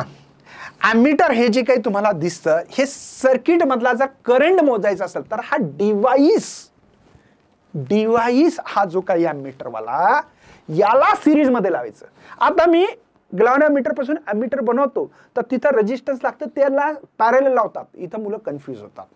बघा मी काय म्हणतो ते नीट लक्ष द्या. मी काय म्हणलं, हे डिव्हाइस करंट मेजर करायचं एखाद्या आपल्या घरामध्ये कुठं, तर याला सिरीजमध्ये लावतात, या अॅमीटरला. अॅमीटर एक इलेक्ट्रॉनिक डिव्हाइस आहे which is use to measure the electric current in a circuit. Correct आहे. हे कसं लावतात, सिरीजमध्ये. आणि व्होल्टमीटर सर्किटमध्ये पॅरललमध्ये लावतात, एवढं लक्षात घ्या. कारण याच्यावर MCQs येण्याची शक्यता आहे, एक लक्षात घ्या. जुलै 2022 मध्ये क्वेश्चन्स आलेला आहे. मग याच्यासाठी MCG टू ग्लाव्हनोमीटर तुम्हाला. आता मला सांगा, ग्लाव्हनोमीटर टू अॅमीटर बनवायचं, करंट मेजर करायचा. आता करंट मेजर करायचा तर या अॅमीटर, या ग्लाव्हनोमीटरमध्ये एक वायर असते, कॉईल असते, अशी गोल गोल गुंडाळलेली, म्हणजे लेंथ वाढली, गोल गोल गुंडाळे म्हणजे लेंथ वाढली तर रेजिस्टन्स वाढला तर करंट काय होईल, कमी. मग मला करंट वाढवायचा, करंट डिव्हाइस मेजर करतो हा, करंट वाढवायचा, मग करावंच काय, हा प्रश्न आहे. तर मग मला काय करावं लागेल. समजा सर एक रेजिस्टन्स होता, याची व्हॅल्यू खूप जास्त आहे, मग याच्यातून जाणारा करंट सुद्धा कमी होईल. मग मला याच्यासाठी रेजिस्टन्सची व्हॅल्यू कमी करावं लागेल. मग रेजिस्टन्सची व्हॅल्यू कमी करण्यासाठी फिजिक्समध्ये पॅरलल रेजिस्टन्स आहे. मग पॅरलल रेजिस्टन्स जर लावला मी, तर तो काय करेल सर, रेजिस्टन्सची व्हॅल्यू कमी करेल आणि करंटला दोन पाथ भेटेल, एक इकडनं जाण्यासाठी या ग्लाव्हनोमीटरमधून आणि या सेंट रेजिस्टन्स म्हणून IS, म्हणजे करंट जास्त फ्लो होईल सर. म्हणजे इफेक्टिव्ह रेजिस्टन्स डिक्रीजेस आणि करंट कॅपॅसिटी इन्क्रीज करण्यासाठी रेजिस्टन्स पॅरललमध्ये लावला जातो. राईट बोलतो बेटा. बघा, इफेक्टिव्ह कॅपॅसिटी करंटची इन्क्रीज करायची, बरोबर आहे. इफेक्टिव्ह रेजिस्टन्स इथं काय झाला पाहिजे, इफेक्टिव्ह रेजिस्टन्स हा तुमचा डिक्रीज झाला पाहिजे, तेच लिहिलं मी. Finite resistance G of galvanometer convert in series decrease the current through the resistance R actually measured. म्हणजे जर तुम्ही सिरीजमध्ये लावला असता तर तुमचा करंट कमी झाला असता बेटा. तर ideal case ammeter should have zero resistance. आता झिरो रेजिस्टन्स नसतो, पण जितका असेल तितका लो रेजिस्टन्स लावा, जेणेकरून करंट जास्त चालला जाईल. Care must be taken protect from the possible damage due to the passage. हा आता जर हिच्यातून जास्त करंट गेला असता तर ही कॉईल आहे. मी एक शॉर्ट बनवला फिजिक्स ज्ञान मुकेश नाईक यूट्यूबवर जाऊन बघा. मी जादू म्हणून एक शॉर्टमध्ये जा माझ्या, तिथे तुम्हाला दिसेल. तिथं मी शॉर्टमध्ये टाकलेलं आहे बघा. एक कॉईल बनवलेलं आहे, सेल लावला, तुरंत ती गाडीची ती पेटली, एकदम पेटली गाडी. ठीक आहे. तर या ठिकाणी तसंच जर जास्त रेजिस्टन्स झाला तर हीट वाढेल आणि हीट वाढल्यानंतर ते डॅमेज होईल कॉईल. म्हणून आपल्याला याला प्रोटेक्ट पण करायचं आहे. मग आता बघा आपल्याकडे काय काय दिलं काय काय नाही, नीट लक्ष द्या. सेंट रेजिस्टन्स आपल्याला आता काढायचा. हा सेंट रेजिस्टन्स काय काय काम करतो माहीत पाहिजे. या ठिकाणी सेंट हा लो रेजिस्टन्स आहे मित्रांनो. हा जो रेजिस्टन्स लावला आहे हा लो रेजिस्टन्स लावावा लागेल पॅरेलल गॅल्व्हनोमीटर, आणि इफेक्टिव्ह रेजिस्टन्सची व्हॅल्यू कमी करेल. हे मी तुम्हाला सांगितलेले आहे already. Low resistance connected parallel is called, त्याला सेंट म्हटलं. ठीक आहे. हा यूज कशासाठी येईल सर? हा यूज तुम्हाला करंटला डायव्हर्ट करण्यासाठी, स्प्लिट करण्यासाठी कामात पडणार आहे. आणि ॲमीटरची व्हॅल्यू तो काय करेल, करंट मेजर करण्याची कॅपॅसिटी वाढणार आहे. Degrees the resistance between 2 point connected, म्हणजे हा डिग्रीज पण करणार आहे. सर तुम्ही आता आम्हाला हे सर्किट थोडंसं काढून दाखवून जरासं कॅल्क्युलेशन द्या बरं करून, मज्जा आली पाहिजे. बघा हे गॅल्व्हनोमीटर, आधी रेजिस्टन्स काढायची गरज नाही, काढला तर खूप चांगलं पुस्तकात काढून दिलेलं आहे. ठीक आहे. हिच्या आधी रेजिस्टन्स काढायचं. हे आय नावाचा करंट आहे, येऊन राहिला. मग हिच्यात रेजिस्टन्स आहे सर. हां सर, हिच्यातून जाणारा करंटला आय जी म्हणायचं का गॅल्व्हनोमीटरमध्ये? म्हणा, काय प्रॉब्लेम आहे. आणि एक असा रेजिस्टन्स लावायचा आहे, त्याला आपण सेंट रेजिस्टन्स यसने नाव दिलं. आणि इथला जो करंट आहे तो आहे आय एस, सेंटमधून जाणारा करंट. आणि इथून जास्तीत जास्त करंट गेला पाहिजे, जेणेकरून गॅल्व्हनोमीटरला जास्त ताण नको भावा, हा उद्देश आहे. आता तुम्हाला एक कॉन्सेप्ट माहीत नसेल तर सांगतो. पॅरेलल रेजिस्टन्समध्ये असणारा ड्रॉप ऑफ व्होल्टेज हा सेम असतो आणि करंट हा डिफरंट असतो पॅरेललमध्ये. सिरीजमध्ये drop off voltage different and current flowing each resistance same असतो. आता माहिती असेल तर बरं, नसेल तर इथं लक्षात घ्या. हे पॅरेलल कसं कळालं? करंट स्प्लिट झाला म्हणजे पॅरेलल. करंट स्प्लिट झाला बघा, आय नावाचा करंट आला, आय जी इकडे गेला, आय एस इकडे आला, तर पॅरेलल. आणि करंट सेम असेल तर सिरीज असतं. मग इथं ड्रॉप ऑफ व्होल्टेज डिफरन्स आहेत म्हणून व्ही जी इथे इक्वल टू व्ही एस हे सेम आहेत. इक्वल टू का लिहिले? पॅरेलल. वाय? Parallel resistance. मग ओहम्सचा लॉ माहिती आहे ना तुम्हाला, V is equal to I R. चला सर, आता इथे काय आहे, करंट हे आय जी बघा गॅल्व्हनोमीटरमधून जाणारा, रेजिस्टन्स कॅपिटल जी आहे. ठीक आहे. आणि इथे करंट आहे आय एस आणि रेजिस्टन्स आहे एस. पण आय नावाचा जो काही करंट आहे तो स्प्लिट झाला होता I G plus I S. मग इथून करंट गेला आय, हा स्प्लिट झाला. मग मला आय एसची व्हॅल्यू ठेवायची आहे. तर आय एस ठेवला तर आय हा इकडं आला तर काय होतो? मायनस होतो. आणि इक्वेशन 1 मध्ये पुट करायचं. Put equation 1, put equation 1. चला करा बरं. इथे आय जी हा कॅपिटल जी, हा आय एस जो आहे तो आहे I minus I G into S. चला मला यस काढायचे. यस इज इक्वल टू इथे आय जी. मी याला इकडे घेऊ का असं? आय मायनस आय जी चालेल, डिवाइड घेतलं तर इथे एक रेजिस्टन्स जी राहिला. तर हा सेंट रेजिस्टन्स मला भेटलेला आहे. यस इज इक्वल टू वाटल्यास इथं मस्त फॉर्म्युला पुन्हा लिहितो. आय जी हा आय मायनस आय जी आहे आणि जो काही रेजिस्टन्स आहे तो जी आहे. तर सेंट रेजिस्टन्स किती व्हॅल्यू असू शकते? तर एवढी असू शकते. आता तुम्हाला सगळ्यांना माहिती आहे करंट कुठून जास्त फ्लो व्हायला बरं? यस मधून, सेंट रेजिस्टन्स. का बरं? सेंट रेजिस्टन्सची व्हॅल्यू खूपच लहान आहे, छोटी आहे, तर करंट जास्त असतो. रेजिस्टन्स कमी, करंट जास्त, है ना? माहिती आहे ना तुम्हाला? म्हणजे याचा अर्थ सर हा जो काही आय करंट आहे तो n टाइम्स आय जीचा आहे. कारण की आय जी फार छोटा करंट आहे, इथून जास्त करंट चालला, इथून कमी आहे. म्हणजे समजा आय करंट तुमचा 10 मिली अँपियर एवढा आहे, तर आय जी समजून घ्या तुम्ही 2 मिली अँपियर असेल. म्हणजे किती गुणा जास्त झाला? 5. म्हणून n ला 5 म्हणलं. n किती गुणा जास्त.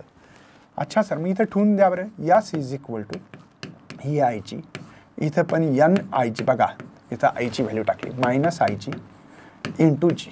आता तुम्हाला एक कळालं असेल की आय जीला कॉमन काढता येतं सर. बघा इथं आय जी कॉमन काढा, वाचलं काय? n मायनस 1 आणि हा जी. आय जी कॅन्सल करा बरं.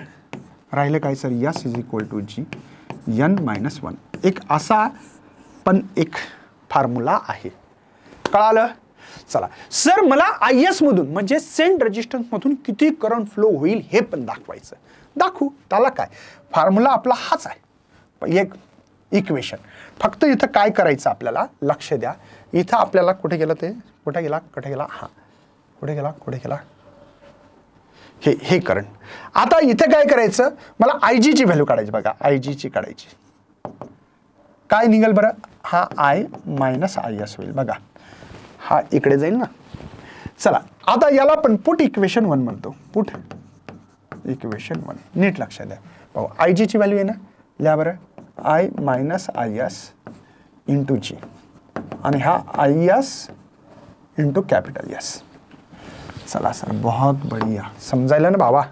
चला थोडं जर असं समजून घेणं गरजेचं आहे, पण त्याच्यासाठी थोडासा अभ्यास का होईना त्याच्यासाठी तुम्हाला शौर्य बॅच रेकॉर्डेड बॅच तुमच्यासाठी काढलेली आहे. तुम्हाला ज्यांना फायदा घ्यायचा PGMN ॲपवर जाऊन घेऊ शकता.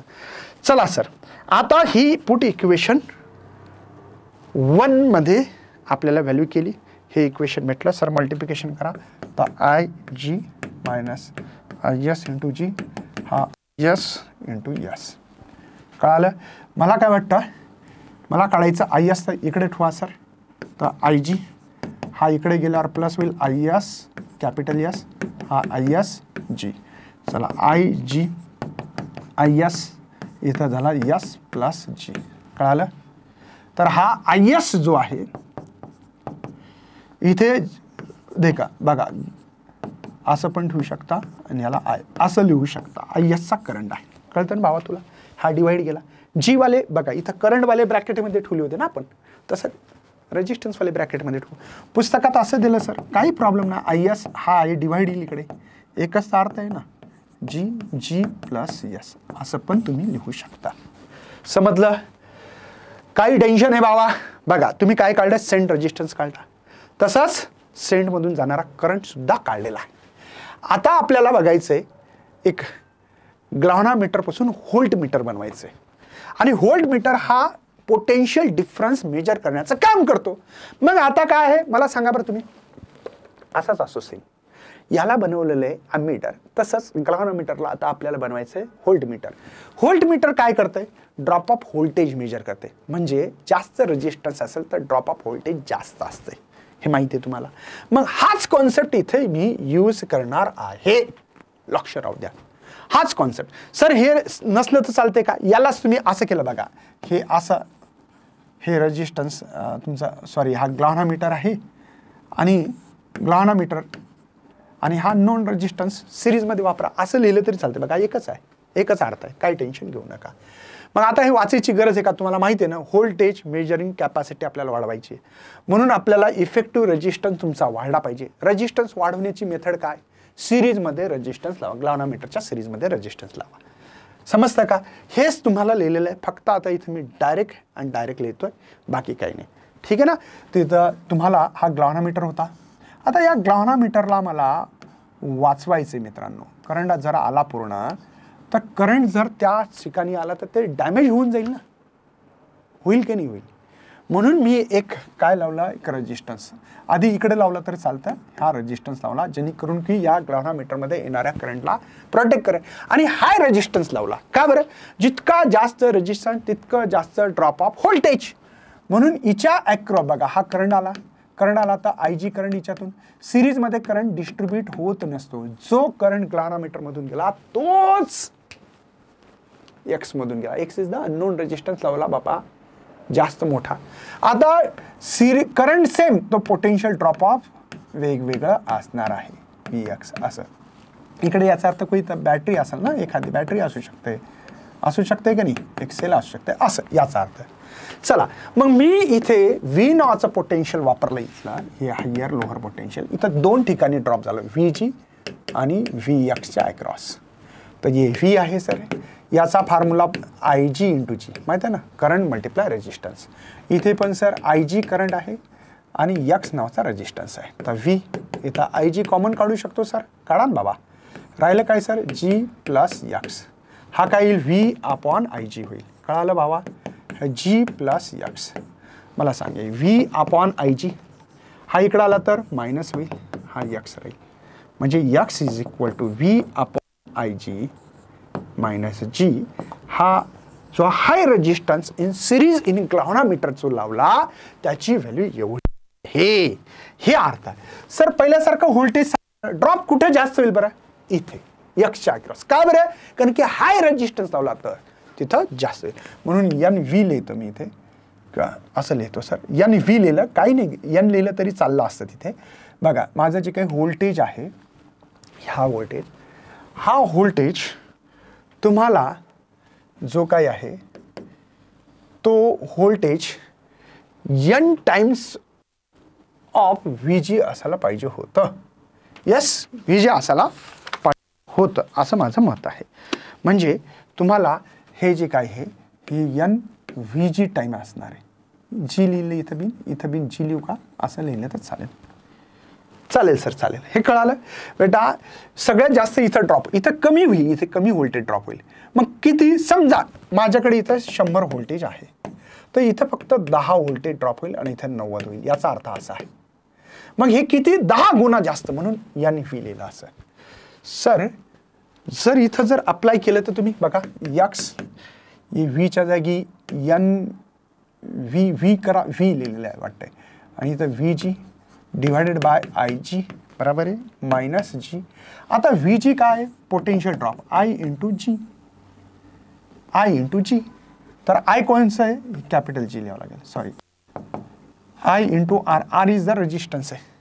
मग इथं कसं लिहिणार सर फॉर्म्युला? हाच बघा, एन व्ही इथे लिहिणार रेजिस्टन्स कॅपिटल जी. बघा V is equal to R. I काय आहे? आय जी करंट आहे बघा, आणि रेजिस्टन्स आय जी आहे divided by I G minus G. I G cancel होईल का? नाही कॅन्सल होईल. राहील काय सर इथे बघा, N V capital G minus G. G common काढा, जी कॉमन काढा, राहिलं काय? N V minus 1. तर ग्लाव्हनोमीटरचा एक सॉरी हे जे रेजिस्टन्स काढण्याचा हा एक फॉर्म्युला भेटलेला आहे. आता इथं तुम्हाला डिस्टिंग्विश बिटवीन काढायचे विषय संपून टाकायचा आहे. दोघांमध्ये अम्मीटर व्होल्टमीटर मी शिकवलं की नाही. अम्मीटर सर्किटमध्ये सिरीजमध्ये लावतात, व्होल्टमीटर पॅरेलल लावतात. त्याच्या आतील जे कन्स्ट्रक्शन ती वेगळी गोष्ट आहे. आतमध्ये रेजिस्टन्स अम्मीटरच्या पॅरेलल लावतात, ग्लाव्हनोमीटर टू अम्मीटर बनवायचं तर, आणि ग्लाव्हनोमीटरचा रेजिस्टन्स अगर सिरीजमध्ये असेल तर तो व्होल्टमीटर म्हणतो आपण. ते लक्षात घ्या. आता इथं काय म्हटलं? It measure the current. पहिला पॉईंट हा काय करेल? Potential difference. याच्यात कनेक्टेड सिरीज करतात सर्किटच्या, आणि हे कशात करतात? पॅरेलल करतात. लक्षात राहू द्या, सिरीज सर्किटच्या मधलं. आता मी resistance should be low possible असेल. याच्यात कमीत कमी रेजिस्टन्स, याच्यात जितका जास्त रेजिस्टन्स तितका ड्रॉप ऑफ व्होल्टेज जास्त. इथे बघा, it made by connected low resistance लावतात ग्लाव्हनोमीटरच्या, आणि इथे कनेक्टेड हाय रेजिस्टन्स कसं लावतात? सिरीजमध्ये लावतात. हे माहीत पाहिजे. यांचे फॉर्म्युले मी ऑलरेडी शिकवलेले आहेत. 2च पॉईंट लिहायचे, एवढे पॉईंट लिहायची गरज नाही. अशा प्रकारचा हा चॅप्टर पूर्ण संपवलेला आहे. ज्यांना खूप जास्त शिकायची इच्छा असेल तर पुन्हा एकदा सांगतो मित्रांनो, तुमच्यासाठी एक बॅच लॉन्च केली होती आम्ही. शौर्य PCM 3ही सब्जेक्ट आहेत बरं, फिजिक्स केमिस्ट्री मॅथ. ठीक आहे ना. हे तुम्हाला PGMN ॲपवर भेटतात, आणि याची प्राइस फक्त आणि फक्त 1299 ठेवली 3 सब्जेक्टची. तुम्हाला जास्त हेल्पलाईन नंबर पाहिजे असेल तर हे आहेत. जर तुम्हाला हा व्हिडिओ नक्कीच आवडला असेल तर जास्तीत जास्त तुमच्या मित्रापर्यंत, तुमच्या पाहुण्यांपर्यंत, तुमचे जे काही नातेवाईक असेल जिथं जिथं व्हायरल करता येईल तिथं करा, जेणेकरून की मला एनर्जी भेटली पाहिजे आणि याचेच प्रकारचे मराठीत मी पुन्हा व्हिडिओ बनवू शकलो पाहिजे. तर भेटूया पुन्हा अशाच लेक्चरमध्ये. तोपर्यंत bye bye bye bye bye bye.